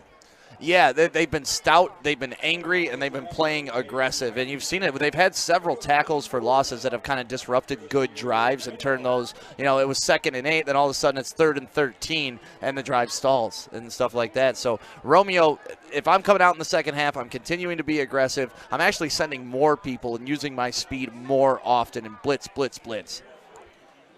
In tally, it was 90 yards rushing for an offense that averages 170 yards rushing in a half. So they were cut in half, evidently. 54 yards for Kudakowski to lead the way for Sterling Heights. Meanwhile, for Romeo on the ground, their leader was Harrison with 17 yards. 2 of 4 Rolfs on the ground for 13 yards. Not much offensively for Romeo. You got to credit the Stevenson defense as well.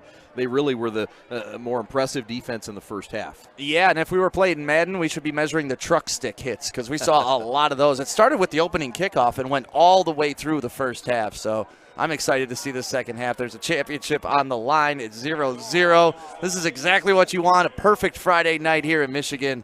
I love high school football, man. Yes, sir. Stevenson 5 of 7 in the air for 75 yards and 10 carries for 67 yards in the ball game. So second half about to get underway. Romeo will receive the kickoff in the second half.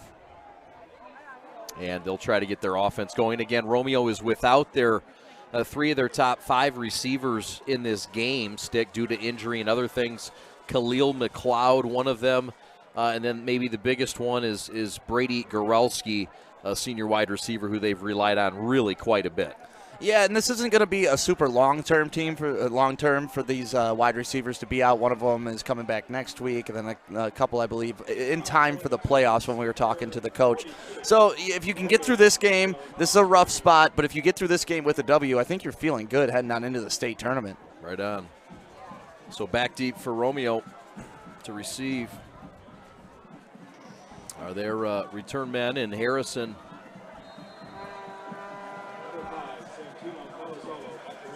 and Palazzolo as the kickoff comes. And that will fall into the 1 yard line. That's in play. That's down to the 2. And Harrison's in trouble and down at the 7 yard line. Credit the kickoff that time for Stevenson. They do have a kickoff specialist, and it's number 42, Gorjan Ziakovsky, the senior. And this is a perfect kickoff. Absolutely perfect. You can see Harrison thinks that it's over his head. It's going to bounce into the end zone. They're going to get it at the 20, but then it takes that weird football hop. You never know how that ball is going to bounce, and it just died right there on the 1 yard line. So poor starting field position for Romeo now for their senior quarterback and one of the twins in Rolfs. Guy who completed just a couple passes in the first half. He was 2 of 4. Try to get this ground game going. It's an offense that amassed less than 70 yards in the first half. Run left side is a healthy gain by Casey Harrison, his best of the contest. And that'll set up a second and short for this Romeo offense, wing T and other things, and they deal with tempo, and we see that now, Stick. Yeah, they deal with tempo, but they're also working the edges, which was what's successful for them in the first half. So I like them coming out in the second half with that being their first play. Like, let's keep going to what works. Yep. They're working against a Stevenson defense that gives up 24 points a game under Carmine Madonna. It's a keeper for Rolfs. He has daylight. He has the 30 back inside the numbers and across the 35 to the 39. Biggest gainer and pop of the night for the Bulldogs, and they bite the Titans for a big gainer. Yeah, design quarterback run right there and absolutely explodes past the line of scrimmage. Like, he went from 0 to 60 just like that. Great acceleration from the quarterback. Gain of 19 on the play with 11 and a half to go, just underway in the third quarter, no score. Romeo with their biggest burst play of the game. Rolfs in the shotgun. In motion, Harrison. Hand off in the jet sweep, and the ball's loose and picked up by the Titans. Turnover, and the first of the night forced by the Titans, and they have it into Bulldog territory. If you're Romeo, you got to feel sick on that play. You actually had some running room there, but he got his hand in number 7 from Stevenson. Caden Bollinger was able to get in there, strip the ball out, and what a great recovery. And that is a huge momentum swift. I mean, this is great field position for Stevenson coming out. 1st and 10 from the 30. Lucas Timbuck on the recovery, the golfer, the guy who might play at the Masters if he does well at his tournament next week. He'll miss a game. Kudakowski will carry, and he tries to pop for a couple extra. This is a guy that his head coach, Justin Newcomb, said, look, he gets yards after carry like nobody else I've ever seen. We see it there, Stick. Yeah, when I'm watching him run, I'm reminded of Marshawn Lynch type. He's not going down with the first hit, second, or third. He's just going to keep pounding and pounding and pounding, and it's tough to bring him down. I expect him to bust a big one in the fourth quarter at some point. Yes, sir. Wing T spread, we'll see it all at times. The give is to Jordan Ramsey, and not much along the left side as he's stuffed by the outside backer, Victor Earl. That's where he likes to play, out on that perimeter. Yeah, and that's the second play this game that Victor Earl has been able to scream down the line of scrimmage and chase down the run that's actually running away from him. His pursuit speed is amazing. You watch him at the top of the screen, and look, he runs down the running back, and he takes the proper angle. Joik Bell was breaking down some film the other day about Jamie Collins, and Collins would continue that angle to the running back. I liked how he flattened it out, knew that the running back was going to be at the 30, and met him there. Kudakowski also gets in there. So here's Biagio on a 3rd and 8 from the 28, trying to take advantage. He's going to keep it himself left side, and he is tripped up and cut down by the aforementioned number 8, Mr. Earl. I want this kid on my team. I don't care. We need you want 11 Earls playing defense for you. That's what you want. The intensity. You just saw him at the top side of the screen make a play. Then you saw him one-on-one in space, able to take down Madonna. And as we've seen, Madonna's not an easy guy to bring to the ground. Little gimpy getting up is Diageo Madonna, the senior quarterback. At a 4th and 6, 4-down territory. Looks like Newcomb is going to go for it. You always got to watch that hard count here. But it's a tight formation, shotgun formation. Kudakowski to the left of Madonna. Kibbe, wide receiver left. Pass left side, Kudakowski, and it's behind him and incomplete. And a turnover on downs and another stop for Kurt Reines' Bulldog defense. And Madonna's got to feel sick about that throw. That's a touchdown if he just takes a little bit off of it, calms down. Look at how wide open Kudakowski is on the outside. There is nobody around him for 15, 20. There's nobody in the screen. There's nobody in the screen. Yeah. That was a clear touchdown, missed opportunity. But hand it to, Romeo's defense. It was a quick change, got the turnover, came out, got the stop, got your ball back to the offense, and here we go, 1st and 10. 1st and 10, turnover on downs. Twins to the left for the quarterback, Rolfs.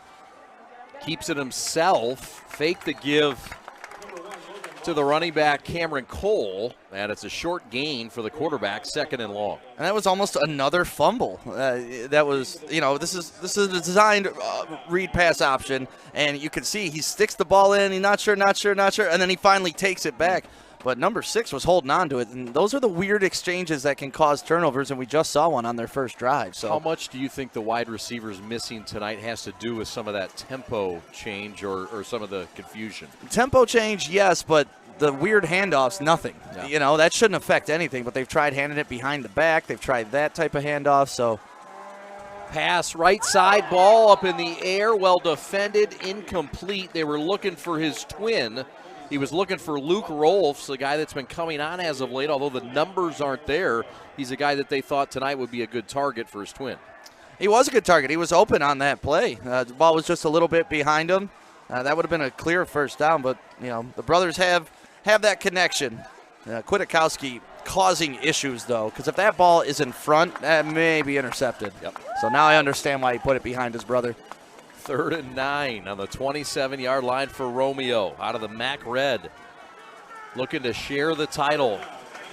They could do that with a win tonight. They're tied in a scoreless game. Twins to the boundary in a tight formation for Rolfs, the senior. Rolling right, needs 9 yards. Looking downfield, comeback route, caught, 1st down. Completed to number 34, and that is the freshman, Aj Phillips, who is a kid that scored 17 touchdowns on the JV, and tonight with the injuries got promoted to the varsity. That's his first varsity catch, and he's a 14-year-old, folks. Yeah, well, we mentioned next man up for Romeo, and when you have your wide receivers down, you bring up this kid, and 17 touchdowns for JV. I think that earns you a spot on the varsity squad. DJ Phillips, welcome to the Red. 1st and 10, Romeo. Quarterback Rolfs keeps it, fights forward to the 45 before he's flung down. Tackle made by number 17, and that's Stevenson's Adam LeDuc, one of their best. Logan Ruff's, it's interesting to watch the two different styles of the running for the quarterbacks from each team. Logan's kind of a slick guy. You know, you watch him here, he kind of just slides by the defender, slows down, able to get up the middle. And then, of course, for Sterling Heights Stevenson, they're running you over. Yeah, looking for contact. The Bulldogs, who bring in a brand that's tough, aggressive, defensive-minded, physical. And Rolfs has got his team on the run at a 2nd and 5. In a long count. Back to pass, 3-step drop. Pocket breaks down, rolling right. Gonna take it himself or throw it away, and he does. And there's a flag thrown for intentional grounding. And there was nobody around, but I'm not sure of the call here. He was outside the pocket, I thought. And got the ball past the line of scrimmage. Right. So, yeah, it is intentional. They're calling it. So this is going to be costly as we get another look at this. Yeah, so you see him rolling right. He wanted to take the shot downfield, and this play had some open wide receivers early in the first half. They just missed them. Ball bounces at about the 47-yard line. Ball bounced to the 48. Yeah. So that ball, he was outside the pocket, number 1. It went beyond the line of scrimmage, number 2. I think the officials have done a fabulous job, but I think that call went against the road team. Well, all you can do now is recover. That's it. 3rd and 13 is the result with 7:18 to go in a scoreless game for the MAC Red title in Sterling Heights. Rolfs in the shotgun. Play action. Looking downfield. Got a man open. Palazzolo over his head at the 20. He had Santino Palazzolo open. Just a bit of a pass that just was long. But honestly, if I'm Romeo, I'm encouraged by that drive because you're turning to something that's not necessarily your strength, and you've had wide receivers open on pretty much every play when you decide to throw the ball. So even though this isn't complete, you're feeling good that you can create some plays to get open and get behind the Sterling Heights Stevenson defense. Escapability, mobility, a guy that makes plays on his feet. Couldn't get it there, but he gives his team maybe some confidence, like you said. Yeah, if I'm the coach, it's like, okay, we can get some guys open. We just got to hit them now. He'll stay in and punt. He is Logan Rolfs, the senior quarterback, and he'll bang it away at his own 26. Back deep is Jordan Ramsey, the future Chippewa, looking for some shenanigans, but keeps it himself, and he's across the 40 before he's cold-cocked by number 8, and that's Victor Earl, the sophomore. Man, Victor Earl came to play today. So did Kudakowski. Kudakowski had a block on that where he knocked a dude on his rear end. Okay. But, yeah, Victor Earl coming in to clean up that play. My goodness, this kid is playing with bad intentions. Yeah, watch. You'll see Kudakowski come in and just clear somebody out right about there. Oh, yeah. And then you'll see. Boom. Victor Earl there on Ramsey. Looks like there's a penalty That's on some the hard-hitting MAC Red championship football. And we're here to bring it to you on the prep. With 6:59 to go in the third quarter, and we've got a post penalty. Oh, they called that a blindside block on Kudakowski. So they get him on a blindsider. I thought it was a clean block. Yeah, that's going to move this thing all the way down inside the 25 to the 24. So a costly block that they thought was a bit dirty. Yeah, if we get a chance to look at that replay again, I want to see if it was really a blindside block because I thought he hit him right in the chest. Wadada under center from the left hash. Turns and gives to Ramsey, and Ramsey's corralled by one of the best safeties in this conference, Anchor Stubiak. All right, so here's a replay of the penalty. So here comes the block. It's going to be at the left of your screen. Right about here. I mean, that's about as clean as you can get. Yeah. Okay. Hate to be penalized for that. Well, sometimes you get a makeup call, right? That may be the case. 2nd and 7 with 6:20 to go in the third in a scoreless game. You believe it? We're scoreless. Trips to the right, empty backfield for Madonna. Rolling right, has a lot of green in front of him. Wants to throw instead downfield, and it's incomplete. He had 20 yards of green ahead, and he decided to throw it up, an unselfish play, but maybe not the best decision. Yeah, and even if he didn't want to run there, he still had time to just kind of set himself, look down the field, and get a better assessment for where everybody is. Because where he threw this ball was pretty much between two wide receivers, and each of them was open, just the ball went between them. Yeah, down there was looking for Jacob Kibbe, the sophomore wide receiver. So that's a 3rd and 7 now with 6:06 to go in the third quarter. And Madonna's going to spread Kibbe out wide left. It'll go trips right. And he'll keep Jordan Ramsey, watch him, to the right in the shotgun. Now he'll spread him out. Yeah, I'm looking for Kudakowski on this if I'm... Madonna steps up looking downfield and overshoots the man you suggested, Kwiatkowski. It's 4th down, and this Bulldog defense continues to bark in Sterling Heights. I like how they're using their big guys, and that's what you got to do. You've struggled all game to make big plays, so you got to turn to your leaders and say, hey, now's the time. This is the championship game. This is the time that you got to lay it all on the line, and I need my playmakers to make plays. And the pressure up front from that quick D-line and front 7 forcing the incompletion. So here comes the punt, and it is underway. Bollinger bangs it, and it'll be caught. Fair catch by Harrison at his own 48-yard line. So will this be the drive? Could this be the drive that we get points? We'll find out right after this. This is the Week 7 Clash on the Prep, presented by Woodward Sports Network. My dad and my grandfather are officials. I've grown up around officials and seeing how much they enjoy being part of the games. As a student athlete, I've always appreciated the people out there who are willing to give back to the kids. The Legacy program lets me officiate while I'm still in high school, working younger kids' games. Officiating gives me a better understanding of the game. I get to make some pretty good money for a high school kid, and I even get to spend some quality time with my dad. 1st and 10 for Romeo. Chad Bush alongside Sam Stick Day. Joey Radio is in the house on the sideline. Look forward to hearing from him in just a little bit here. Alex Westfall is your executive producer. Happy birthday to Sam Stick Day, who turned 40 yesterday.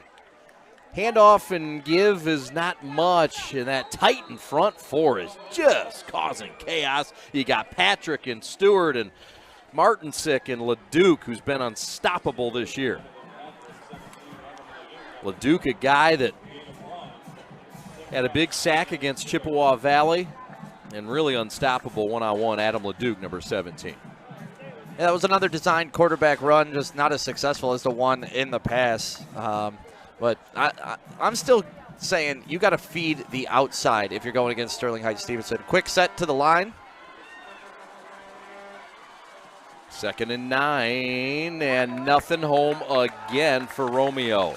A team that's celebrating their 5-year anniversary of that last title. That's right, Peachtown was Titletown in 2015 for head coach Kurt Reines, who played at Romeo in 95. And this 5-year anniversary when they hoisted in Ford Field with that big 41-27 win over Cass Tech to win Division I. Hard to believe it's 5 years ago, 6 years ago actually.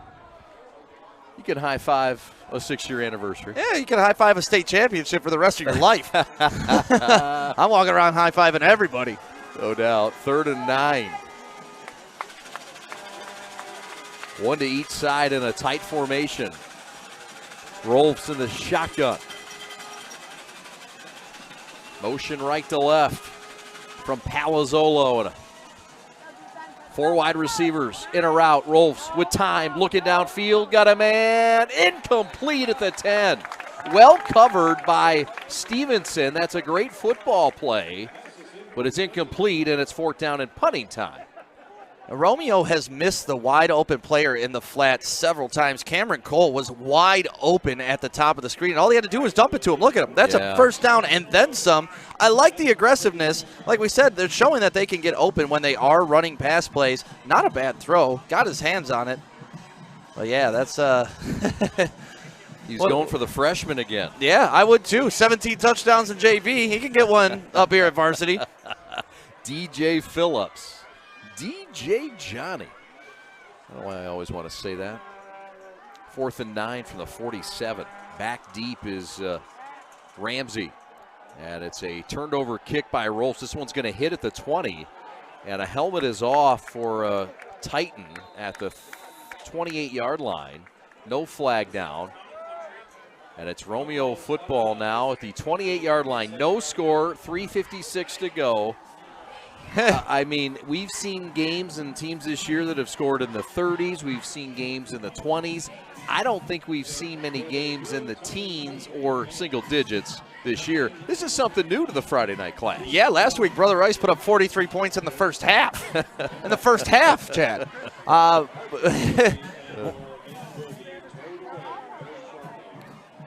Maybe a missed call here, Stick. What happened? Yeah, a little hands to the face action, pushing off the helmet. But, you know, unfortunately, the ref is not looking in that direction when the ball's at the top of the field like that. So that call's rarely going to get made. But, you know, if it isn't called, it's not a penalty. That's right. Stevenson played a close game last week, came from behind to beat Chippewa on their final drive with 29 seconds to go. Kudakowski with his 4th touchdown. And right now, they're in another tight one with 3:44 to go in the third. Short gainer here, Stick, on first down. Yeah, but I'm so impressed every time Kudakowski touches the ball.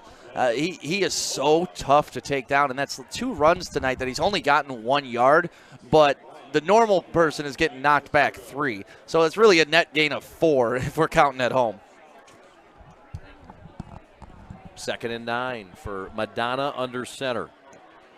Tight formation, 2 tight ends here, and motion left to right. It's a reverse inside give, and it's not doing much. Not fooling Mr. Earl. Victor Earl with another stuff.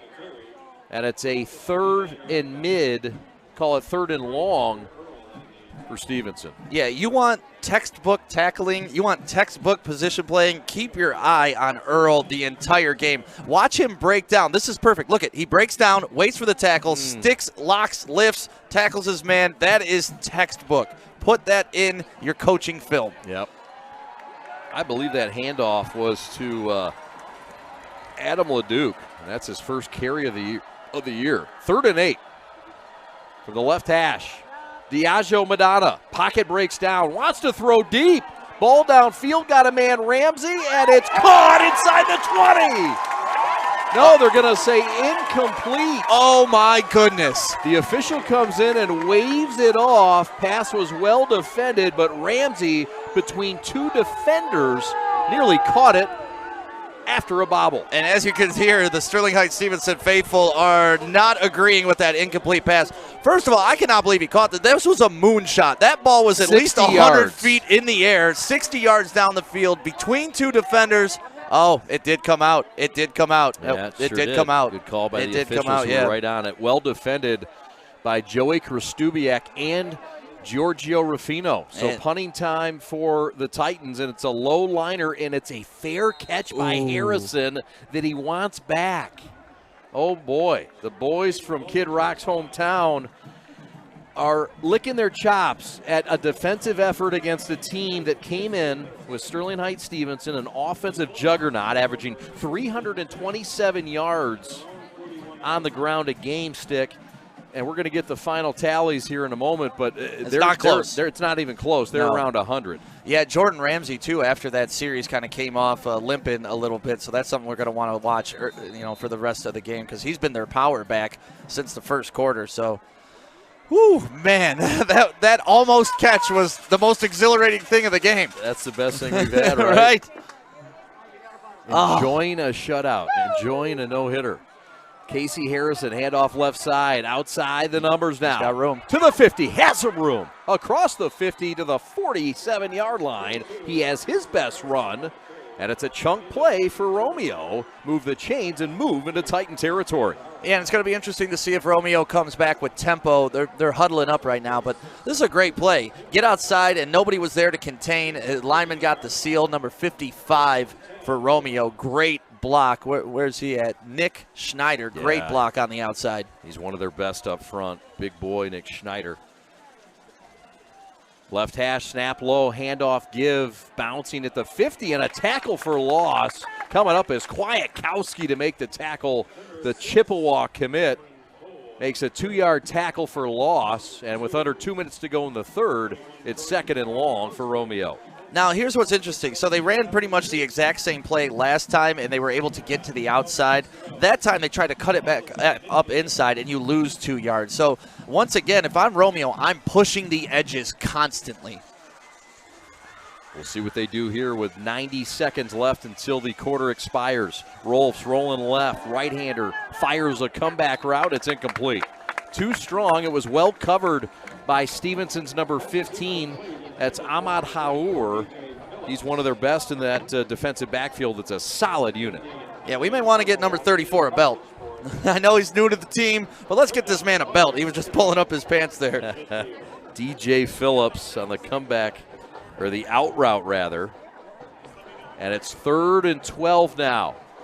90 seconds left. Ball at the mid-strike. So you're Romeo. You've had some players open when you've called your pass plays, but your best options have been going to the outside, and you've missed a couple guys wide open in the flats. So I'm watching the flat right now, and I'm looking for that play that I've been missing all game. Maybe a dump down. Good call. Empty set, 3 to the left. Tight right is Harrison. For the quarterback, senior Logan Rolfs. Pocket breaks down, steps up, fires low, incomplete. 4th down, punting time for the Bulldogs as Kurt Reines sends out his punting unit. Yeah, Caden Bollinger actually took all the power out of that throw. It's tough to throw when you're not on your feet and you're floating through the air being picked up by another defender. Yeah. He couldn't get anything behind this ball, and it's unfortunate because his wide receiver was open. Bollinger, kind of an oddball in that he was a soccer player growing up. He was a goalie on the soccer team. Athlete. And a guy that's a soccer player / linebacker. It's a rare combo. He'll play for the Sterling Heights Stevenson soccer team. He's one of their best players. And this is a guy that is a tough kid. He's a sophomore. And two of those sophomores are linebackers, and Bollinger and Tim Buck. Both play different sports. One golf, and the other one, as I mentioned, soccer. To be young and great at something. yeah, and to be great at multiple things is even more impressive. Yeah, that's impressive. 1:17 to go, Stevenson football. It's a shutout. We got a no-no going in the Heights. What is up? This MAC Red Championship game, you never know what angle a game's going to take, and this just tells you that this is how things go sometimes, right? It doesn't always follow script. I like it. I want more of it. I love it. As long as the hitting's followed by it, I'm okay with a 0-0 game. Stevenson's offensive coordinator, Justin Newcomb, calls the play in his 4th year, the Cousino grad. And his run game coordinator is Ryan Reason, the former Oxford Wildcat under Bud Rowley and the former Dutchman at Hope College. They met at a coaches clinic, AFCA, down in Georgia. And Newcomb said, I like this guy. I want to bring him in to run my run game. And he's a teacher here now, and Ryan Reason and Justin Newcomb have been a really nice combo in getting this run game going. Yeah, they have throughout the season, but right now, Victor Earl is a problem. Once again, chasing down the running back on the opposite side of the field from his defensive end position. He is a problem out there. Yeah. How do you block him? I mean, because you're expecting him not to make the play because you're running away from him. He's the guy you leave unblocked, but he's making the play every time. They've got him against 6'8", 360, the big fella in David Anchondo, kid who played in Mexico last year, transferred in January. Left side, Ramsey is stood up. Ramsey breaks a tackle, stays on his feet, and gets a 1st down across the 35. Call it a gain of 9 with 21 seconds left. I think they're going to mark him just short. They're going to say he was out of bounds. I apologize. Yeah, he's out of bounds. Gain of 7. But we mentioned at the end of the last drive how he's looking a little shaken up. On that play, I'm going to say he looks pretty healthy. Ripping through arm tackles, bouncing off of guys. You got to go low on this guy and try to take out those tree trunks. That's right. Stay low, stay low. Low man wins. Frank Jano's taught you that. Time winding down in the 3rd. Sterling Heights Stevenson, the offensive juggernaut. They've piled up 36 points in their wing, tee, and things offense, but had been shut out tonight. But the defense has had their back as well. What a defensive battle. Final play, perhaps, of the 1st quarter. It's a keeper for Madonna. Watch out, he's at the 50. Stiff arms a player down inside the 40 to the 38. Madonna calls his number and it's a big-time burst with 14 ticks left in the quarter. That was an incredible fake. It even fooled me. I was watching the runner up the middle while Madonna hit the outside. But watch this play fake right here. That is about as good as it's going to get. It fooled the whole defense. 2 comes crashing down, loses the outside leverage, and then all of a sudden Madonna matriculates down the field for a good 20-yard pickup. Great play fake there. Gain of 30 on the play. That's the biggest offensive play of this game. And it comes by way of the keeper, Bobby Aj. Everybody's going to jump around now. We get a shot of the jumping around in the home sidelines and the home stands here at the raucous Runkle Field. Look at them jumping around in these stands.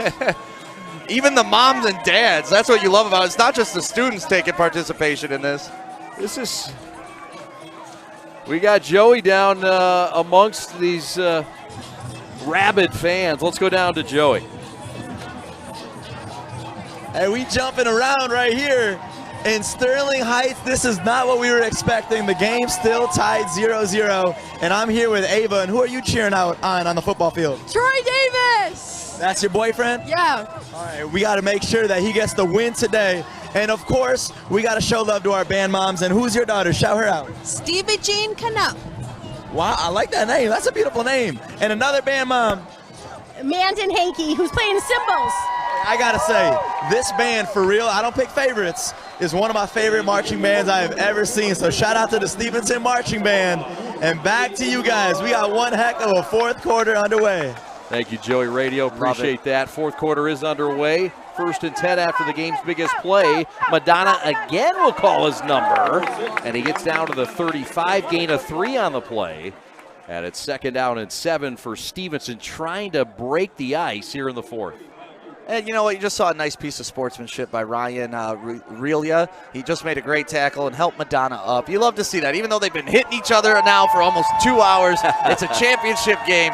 They're showing good sportsmanship out there, and that's what you want. Biagio Madonna, a kid who has had a beard since the 6th grade. It's impressive. A very impressive beard. His beard game is strong, but so much more is, guy's a leader, great decision maker, 6th all-time in passing.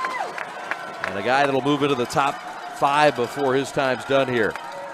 All right, 2nd and 10 with 11:10 to go in this game. A scoreless game. Movement up front, no call. Long call here for Diageo. Kudakowski time? Maybe. It is. Up the middle, gain of about 4. A quick burst before he's busted down. Big tackle in there by number 67. That's Joseph Collin for the Bulldogs. I keep expecting him to bust one. Eventually, he's going to break this arm tackle up the middle and be able to bust one. And that's the good thing about having a 225-pound horse at running back. He's getting stronger as the game goes on. Well, that's what that 6'1", 225-pound frame. You got 2 guys that run the ball that are 225 pounds. Oof. In Kwiatkowski and Madonna. Then you got another Division I back in Ramsey, but Romeo has kept them in check. You look at the numbers, 107 yards for Stevenson on the night on the ground. I mean, that is a third of what they've done typically in games to this point. 84 yards for Romeo. Pitch left side, Ramsey. Double pass coming up. Left-handed southpaw pass is short. Oh, he had him open. He had Kibbe open, and that Kibbe was fried. Well, you know who broke up that play? Our boy, Victor Earl. He's the one who created that, because that was wide open. What a great play call. You've been running this play with success all game long, but watch. 8 comes in, makes him uncomfortable, and that just the ball's a little bit short. If he gets that up over the defender, that's an easy touchdown. You know who the happiest guy in the stadium is? Greg or Giorgio? Oh, yeah. Ruffino was beat on that play, as most people would be. Our camera guy wasn't. 4th and 3, a big decision now. You go for it. Yeah, you have to. You don't know how many possessions you're going to get back. And at this point, I think you can trust your defense. Yep. 4th and 3 from the 31-yard line. 10 minutes left in the game. Madonna in the shotgun. Takes it himself to the 30 and is spilled to the 29. He did not get it. That is going to be close. Another turnover on downs, it appears, for Romeo. That's going to be very close. And they are going to measure, well, I shouldn't prematurely call it, but yeah, it looks like it is short. as we get a look at the replay, and he is down at the 29. And he is officially short, and another stop of possession for Romeo. Wow, what a big stop. Are they bringing out the chains? I don't understand why or what, but the Titans have the right to ask for a measurement. Yes, certainly. they do. And that is close. I mean, you see it's not quite to the 28-yard line. And here comes the chains. These officials have done an interesting job tonight because when they're not sure, they do confirm and get together and talk about it, but sometimes it's after they already made the call. So we will get a pure measurement here and find out. And they are well short. First down, Romeo.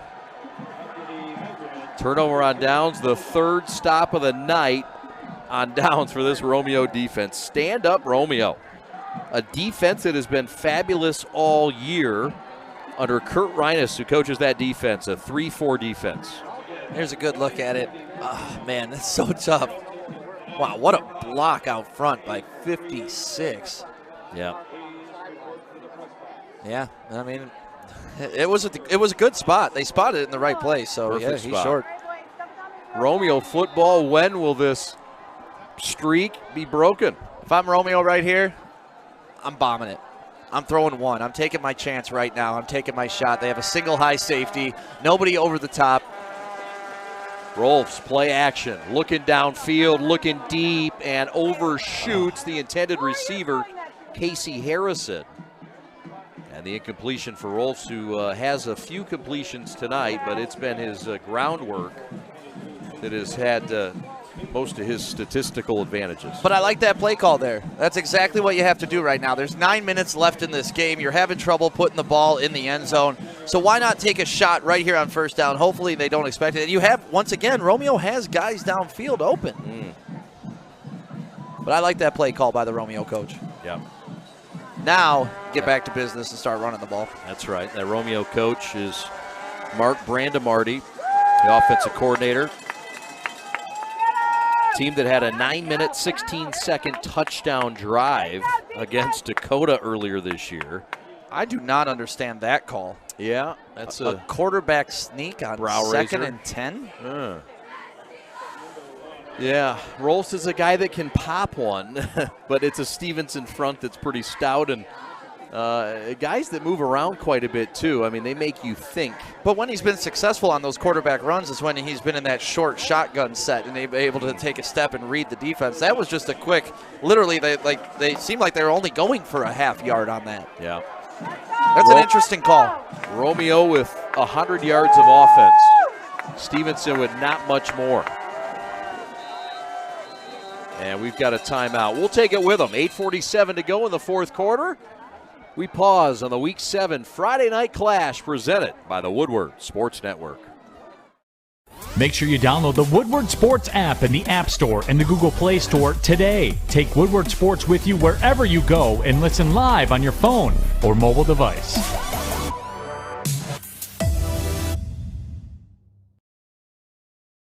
Today I'm going to tell you about sportsmanship because it's important. Treat your opponents the way you would want to be treated. My mom says that. Listen to the referees. It's their job. Be nice to their team and our team. Cheer them on. Always play fair. It's the right thing to do. It's sportsmanship. It's not that hard. Couple of Jordans are headed to Mount Pleasant. That's right, a chipper duo. Jordan Ramsey and Jordan Kudakowski, both committed to play football and received a scholarship offer from Central Michigan University. Play for Jim McElwain. They've combined for over 1,400 yards and 22 touchdowns this year as the team's lead tailbacks. They also, of course, play on defense in key roles. Yeah, Central does a great job of recruiting the state. Sure do. Albert Karshnia, a wonderful job. 3rd and 9. Quarterback keeper again. It's short, and Romeo is going to be in a punting situation here or a big risk-taking situation if they want to go for it. Rolfs here just took it himself, maybe a little quick with it, and sniffed out early, and a fine play by number 51, Jason Stewart. One of the 4 on that front line, along with Martin Sick, LeDuc, and Patrick. Stewart, a second-year varsity guy. So 4th and 2 and punting time for Romeo. Stick, you agree with this? I do, but I also would be suspicious if I'm Sterling Heights Stevenson. Okay. Nothing funny there. It is a punt. It's a rocket, and it's going to go over the head of Jordan Ramsey, and it's going to take a Romeo roll inside the 10, inside the 5, down to the 4-yard line. How about that punt? A punt that will be registered at 53 yards unofficially. Somebody call Jack Fox. Let him know. His job may be in trouble, because that's amazing. Logan Rolfs, the guy who punts, quarterbacks, leads the team in passing, leads the team in rushing, and clearly leads them in punting. 7:44 left. Here comes Sterling Heights Stevenson, an offense that has sputtered tonight thanks to a Romeo defense, an offense that has put up 36 points a game. And this ground attack that puts up over 300 yards has about a third of what they normally put up. It's a championship game.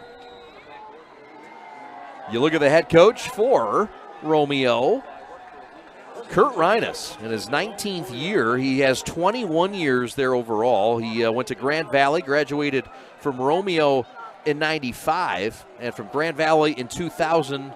And he's part of that notorious coaching tree under Brian Kelly. Handoff, Kudakowski pounds his way, grounds his way forward, and it's a gain of 10 on first down. Feed that beast.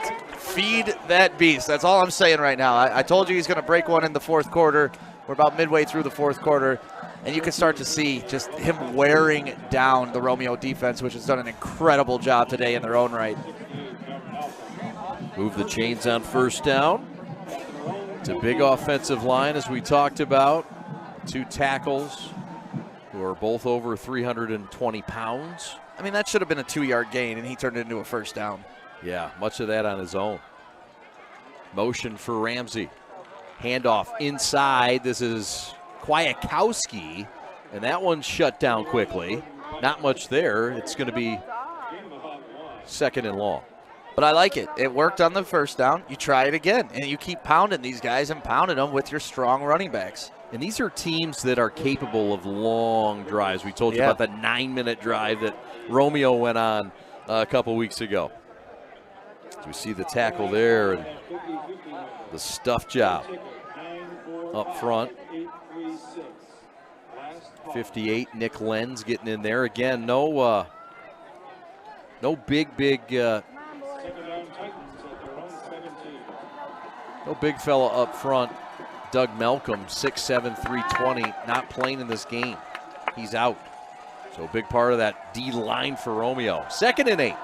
That was illegal procedure.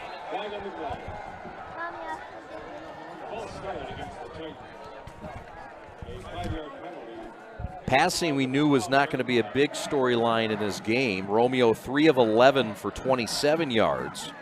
All out of the passing of Logan Rolfs. And Stevenson 5 of 12 in this game. A little more success for 75 yards. That's right about their average. They complete 5 a game or try 5 a game. They've already tried 12 a game. I mean, it's like the George Port Orchard Lake St. Mary's offense.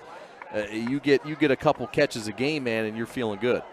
Well, they've had to. They've had to try something, and you like that. You know, coaches, adaptability is a big part of being a coach and in-game adjustments. You came out with your running game. It's not working. We got to try to pass. Yep.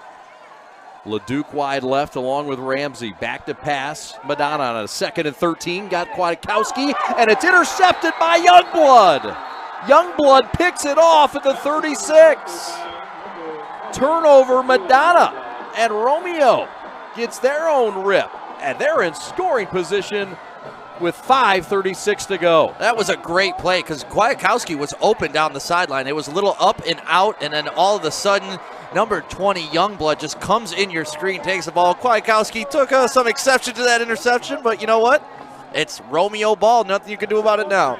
The Youngblood name in the MAC conference is prominent. His daddy Terry played at Hillsdale, and his uncle Joel was the quarterback at Central Michigan in those teams that upset Michigan State. Daylight, sideline left for Harrison.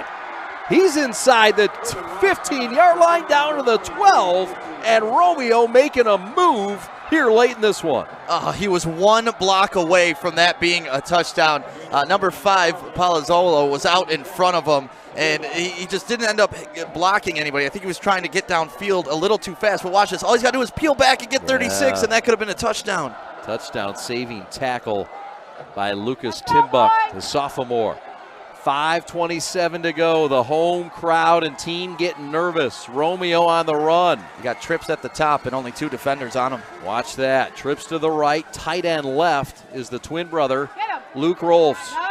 It's the quarterback, Logan, down to the 6-yard line before Madonna corrals him. It's a gain of 6 on the play, and it's 2nd and mid. Now, if you're Romeo, you have a potential to get another first down inside of this drive. So you could almost milk this entire 5 minutes if you really wanted to, and you're confident enough in your run offense to pick up these next couple yards. Neither team built, to your point, for a quick drive. Here's a good look at that interception that may be the game sealer or the game changer. What a great play by Youngblood. Caleb Youngblood, the senior safety. Another hustle to the line. Tempo play. Handoff right side. Handoff to Joey K. Trying for the corner. Is he in? Nope. Oh, touchdown, yes. Bulldogs! Joey Krastubiak into the end zone for the game's first score for the championship title.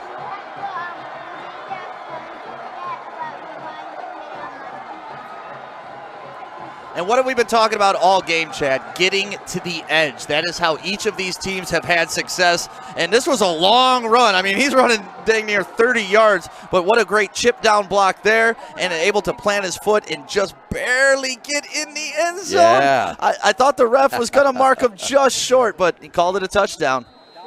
Here comes the extra point attempt.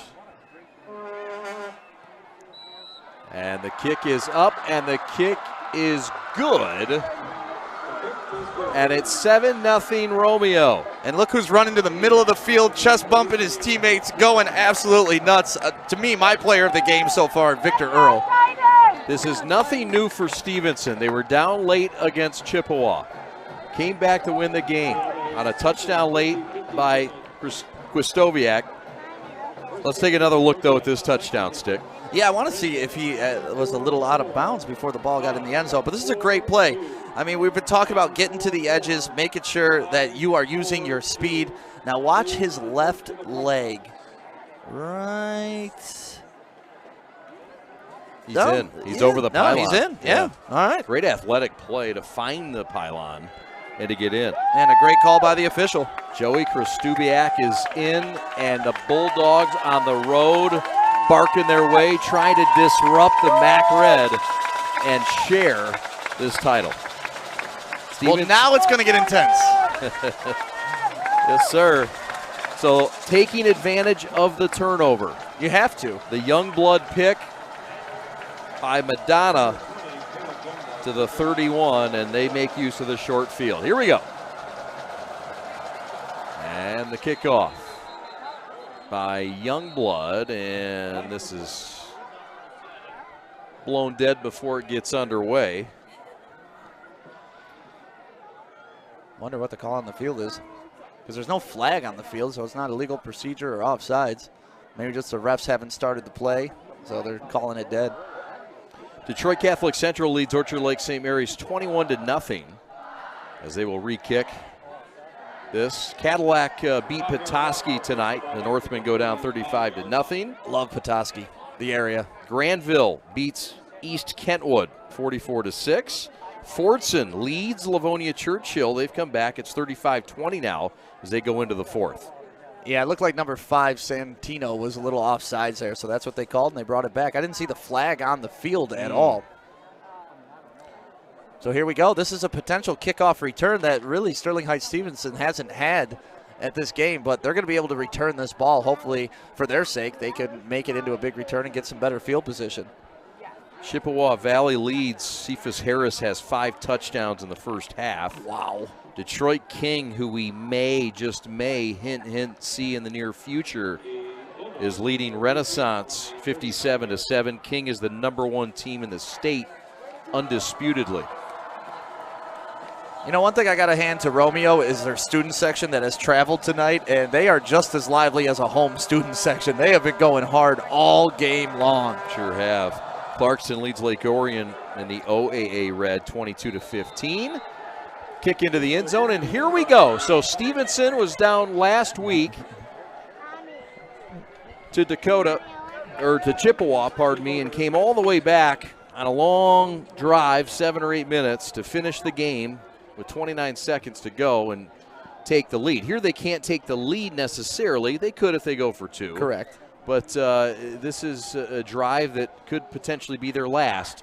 What do you look for here from the Titans? Everything. You got to throw the kitchen sink at it at this point. I mean, if you got a trick play, you may want to bring it out of the bag. If you got something that they haven't seen yet, you may want to bring it out. The play that's worked in practice 100 times, something like that. But you got to do something. Yep. Madonna in the shotgun from his own 20 to start this drive with 4.5 left and his team down by a touchdown.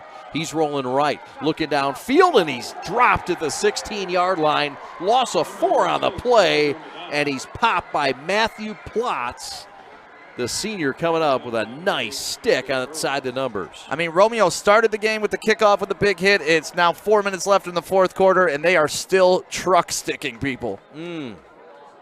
Wow, that is a big hit. You know, that's the type of stuff that sets the tone. It's like, hey, we're still out here. We know that the game is on the line.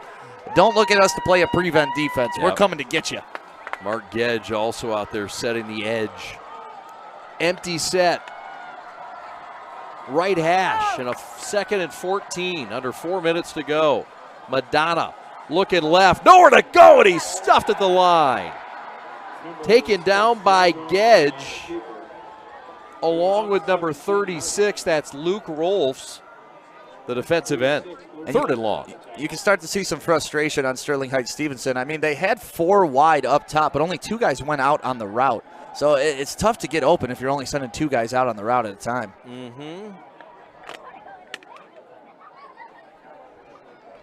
Goes Madonna back on the field with the play call.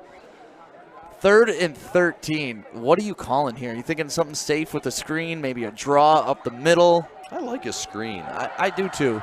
I think you're thinking quarterback draw if you're Romeo. I think a screen is a nice play here. 3rd down and 13 with just under 3 minutes to go. Big play for Stevenson in their own backyard. Madonna, middle of the field, has a man, and it's dropped. Jordan Ramsey would have had the first down at the 30. He drops it. It was a bit tall stick, but that's one you've got to count on. It's 4th and long and decision-making time for Justin Newcomb. Man, I'm not sure what the decision is here. Like, you're 2:46. You still have all your timeouts. And there were several wide receivers deeper down the field. I know he was just going for the first down on that, but there was number 13 streaking along the sideline here by us, wide open. And we've seen that from both quarterbacks, and that's kind of what you get when you're a predominantly running team. You're not always going to have the field awareness of somebody that's throwing 60 times a game, but there's been some wide open misses tonight. So this is it. Sterling Heights Stevenson's going for it. Empty set for Madonna. 5 wide receivers, 13 yards to go. Ball needs to get across the 30. Madonna has time. Looking right, has to get it on his own and will not get it. He is out of bounds at the 25. It is a turnover on downs again for the Bulldog defense, who just might have just grabbed their share of the bone of the MAC Red. On that play, if you're Madonna, you at least want to chuck the ball down the field. If it gets intercepted, it's a long punt. That's the worst that's going to happen, especially if the DB's not aware and intercepts it.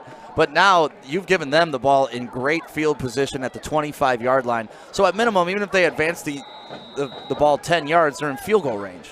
25-yard line, all 3 timeouts for the Titans. Down by 7 in their own backyard. An offense that averages 36 points a game has been shut out tonight by Romeo. who has stood up. The boys from Peachtown have been punchy tonight.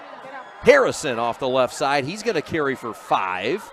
And it's second and mid where this Romeo team feels really comfy right now, Stick. Yeah, I would too. I mean, the game has now kind of gone to what you want. You have a 1-score lead, 2 minutes left, and you're a running team. So it's just good.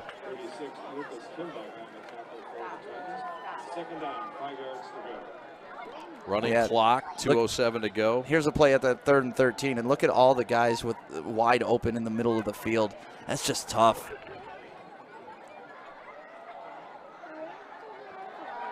Here we go. 3 wide at the top. Running clock. Yeah, this is a quarterback draw. It has to be. There you go. Rolf's going to take it himself. Shake and bake inside the 15 down to the 12. It's a first down. Move the chains. And the timeouts are going to have to start to be taken right now.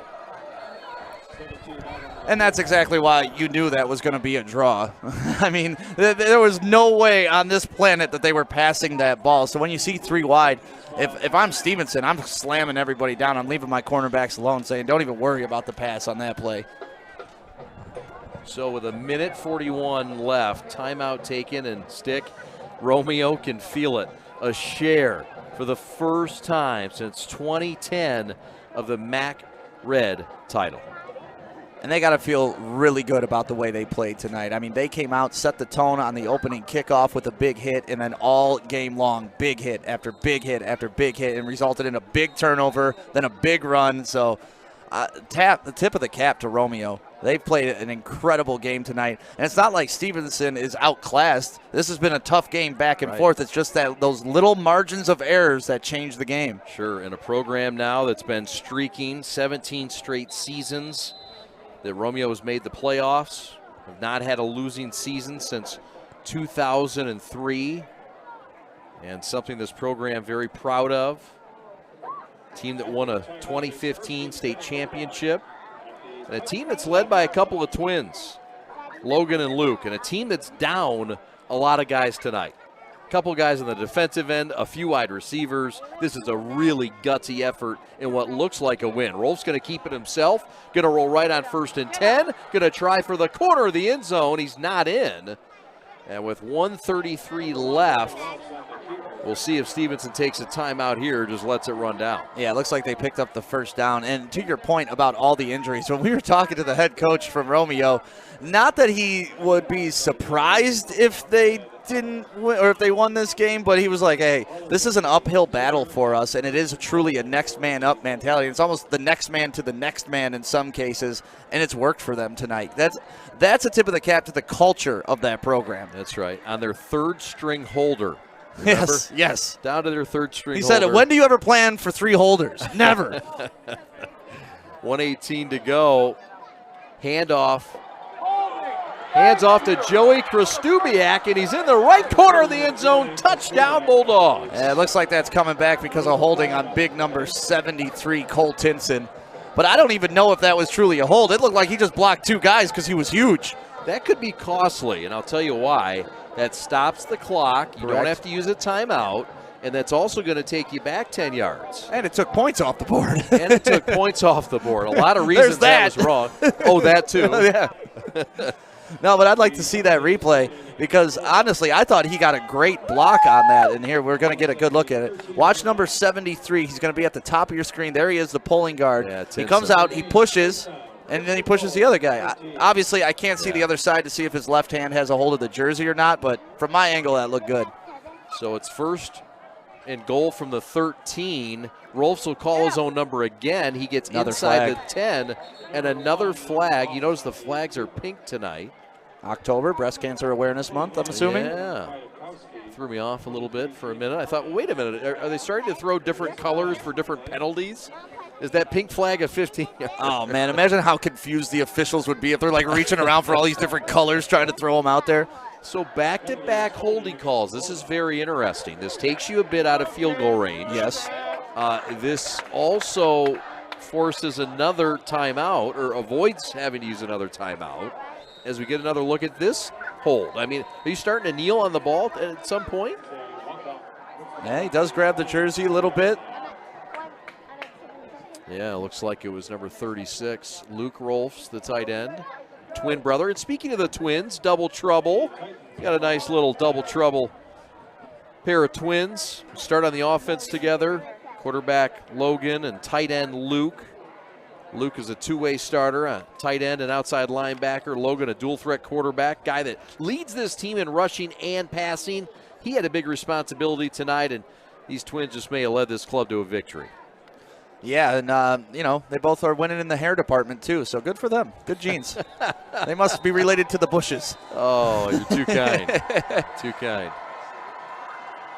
Appreciate the stat crew tonight. Stat the Pat leading the stat crew tonight. No Jamie Johnson. She's down south in South Carolina doing some damage on a beach somewhere. No problem. Nate Bush will pinch hit for you. We appreciate our great crew tonight. Alex Westfall, your executive producer. Steve Rhoda, your technical director. Stick around in the postgame. Joey Radio will try to get the victorious head coach, Kurt Reines. If you can't get the head coach, I hope he gets one of the shirtless guys that painted their chest for Romeo over there. Can we get a shot of those guys? Oh, now they got their lights out. Yeah, they got something going on over there. Romeo brought it. How about it? I mean, you got to give them credit. They brought fans. They brought spirit. And this is what they do. This community just rallying around this club on the road. Yeah, you love to see the teams travel because we've been to a lot of games this year, obviously, and this is the best road crowd that we've seen. The dog pound is barking across the way. Stand up, Romeo. They have disrupted Stevenson's plans to avoid sharing and being the undisputed champions tonight. Yeah, and that's, I don't want to say it's a step back for them because, you know, obviously they were sharing it last year, but their mission this year was to make it their sole possession. Yep. You take a look at what Romeo, with no timeouts left, they knocked off Oxford to start the year. Oxford, an interesting story. They're led by second-year head coach Zach Line, who played in the NFL for the New Orleans Saints. They won that game 34-13. Then they ripped Warren Mott. Mott's down a little bit, led by Tom Milanoff, former Tartar. They got smoked 42-0. Dakota was beat also by Romeo 14-10 in a defensive battle. Romeo then would get to 4-0 and win 4 straight to start the year over South 17-18. And then the loss to Chippewa Valley in that shootout 37-34. 2 weeks ago, they beat Eisenhower 27-7, and the victory looks to be complete now. 7-0 Romeo with a shutout win on the road to get a share of the MAC Red title. Look at the celebration. The fans are happy, the kids are happy, the coaches are happy, parents are happy. What a great game for Romeo. Like, this is a game that you're going to look back on and you plant your flag that this is Romeo football. Romeo football, tough, physical, defensive-minded, community-oriented, and it wins tonight. 7-0, your final score. Joey Radio with the victorious head coach, Kurt Reines, on the other side of this timeout. We're back right after this. My dad and my grandfather are officials. I've grown up around officials and seeing how much they enjoy being part of the games. As a student athlete, I've always appreciated the people out there who are willing to give back to the kids. The Legacy program lets me officiate while I'm still in high school, working younger kids' games. Officiating gives me a better understanding of the game. I get to make some pretty good money for a high school kid, and I even get to spend some quality time with my dad. There's help wanted. Just whistle. 7-0 final score. Congratulations to Romeo. They win at 7-0. Joey Radio is down with the victorious head coach, Kurt Reines. Go ahead, Joey. And we are live for the post game. It is Joey with Coach Reines, who we got to congratulate.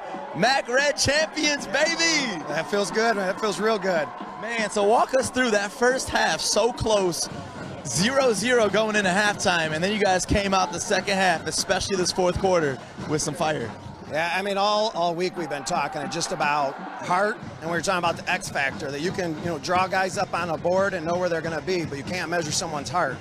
So we were going to bring the heart tonight. I feel like our kids did that. So, especially for you, how many years has it been that you've been coaching here? Over 20 years? 21, yeah. 21 seasons. It's got to feel good, especially versus this great football team today. I mean, you saw it going into halftime 0-0. That feels great. Yeah, you know, I think this is our second MAC Red title, so we haven't had a lot of chances at it, so it feels real good to get one. So I don't want to hold you up. Go enjoy it with your team. Once again, thank you, Coach Reines. Congratulations to Romeo, the MAC Red champions.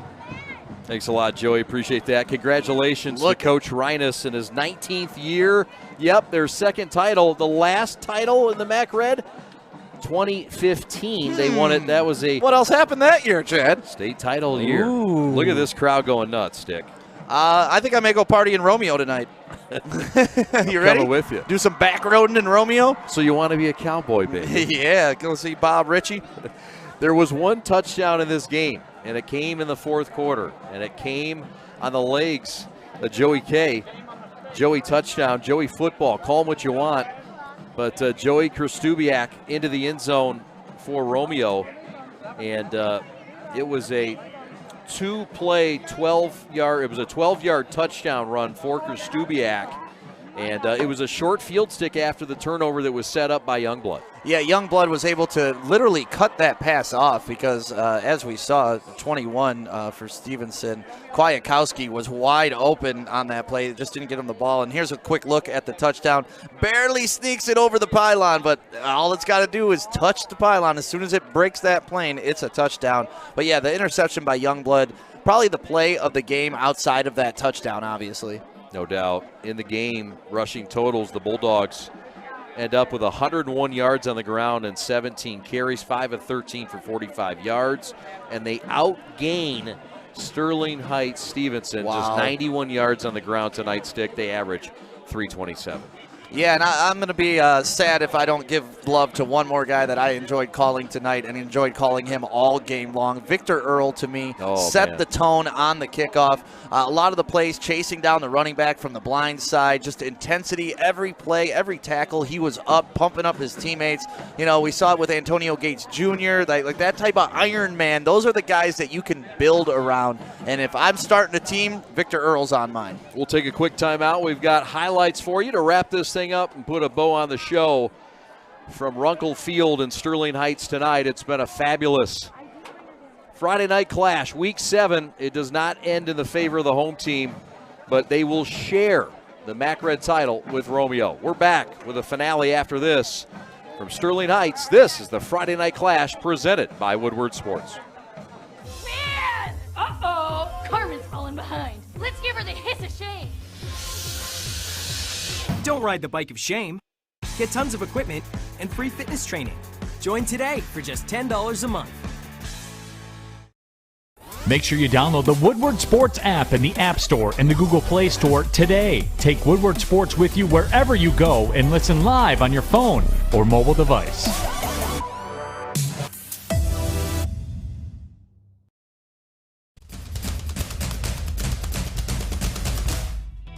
As the voice of Michigan student athletes, the Student Advisory Council's role is to convey the message of how high school sports are supposed to be played.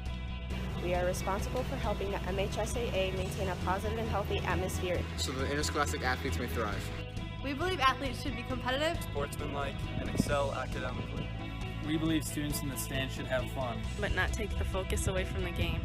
We believe coaches should act as teachers, helping student athletes develop while still keeping high school sports in perspective. We believe that parents should always be positive role models and be supportive of their child's decisions.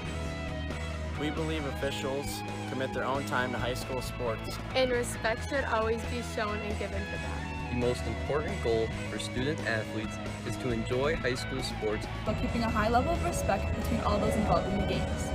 Enjoy the game!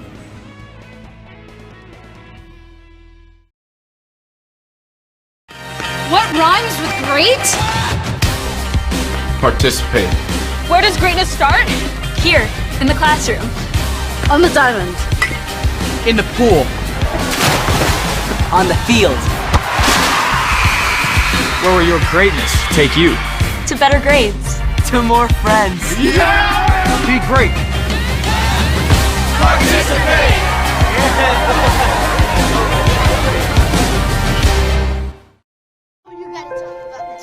The innocence of youth. Is there anything any better? But soon they'll be in high school and facing all the same challenges you faced. How to make friends, how to fit in, how to be cool. We want our children to have everything they'll need to live fulfilling and productive lives. Make sure the kids in your family are among the more than 300,000 participants here in Michigan who take part in high school sports.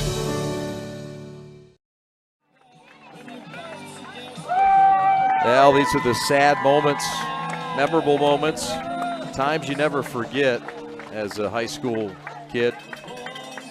And glory for one team and dissatisfaction for another. The good news for both these teams is that, hey, look, both teams are going to get in the playoffs. Both teams are going to have a chance to have long runs. Both teams might play each other again. And both teams are going to share the title. And as bad as it sounds, I mean, look, both teams have a bright future and made big statements tonight in this ball game. Yeah, it was about as even of a game as you're ever going to see. And what we're just witnessing here is the Sterling Heights Stevenson seniors. It was senior night here. This is their last game. They walked the entire length of the field down to the parents and down to their underclassmen teammate. And it's just, you know, you can't help but you get goosebumps, get choked up during these moments because this is their last home game, man. Like, and these are memories that you're never going to forget. A lot of these guys aren't going to go on to the next level, so this will be their Friday night lights. Yeah, it will be a sharing of the title, but both these programs will continue, as you mentioned. It will be a game next week for Romeo as they will take on Port Huron Northern.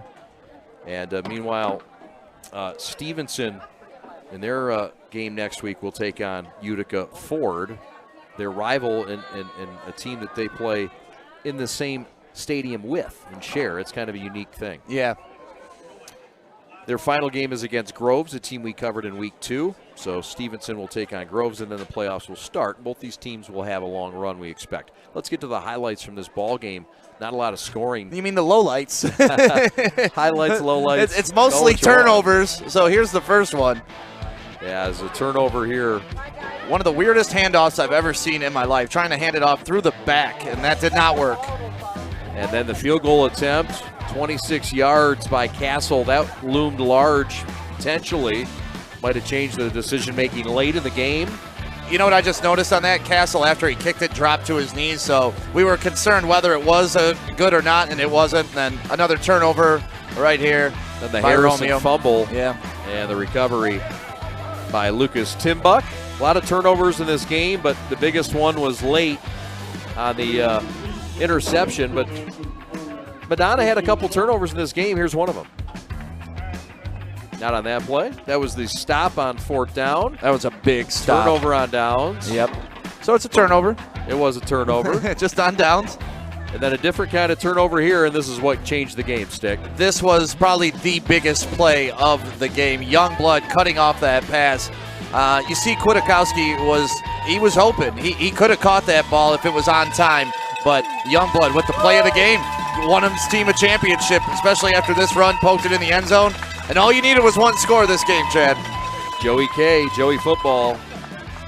Joey Kostubiak with a touchdown from 12 yards out, and that was it. Romeo wins it. They hold on. They get the stop. Stevenson would get stopped in their own end, and the Bulldogs would take a knee and take a 7-0 win and a share of the MAC Red title. And for Romeo, it's their first title in the MAC since 2015, the year they won the state title, and also really since 2010 since they were in the red. But either way, an impressive defensive battle tonight, Stick. Next week, we don't know where we're going, but we've got some options, and we'll share them again on Sunday night. The Flex Week continues here on the Preps coverage of the Friday Night Clash. Well, I'm glad we flexed to this game, and if we can get another one just like this next week, I'm all in. So thank you guys for supporting the Prep, supporting Woodward Sports, and, of course, Planet Fitness and the Friday Night Clash. Yes, sir. Want to thank Alex Westfall, your executive producer. Want to thank Bill Salaga, the athletic director here at Sterling Heights Stevenson, and the great folks. Justin Newcomb, the head coach, very accommodating. And the head coach, Kurt Reines for Romeo. Thanks to Sam Stick Day on color commentary. For Joey Namath on sidelines, my name's Chad Bush. saying so long on the Friday Night Clash. Your final score, your co-champions in the MAC Red. Romeo wins it 7-0 over Sterling Heights. Stevenson. We'll talk to you next week from Parts Unknown. Have a great night, everybody. Thanks for watching. So long.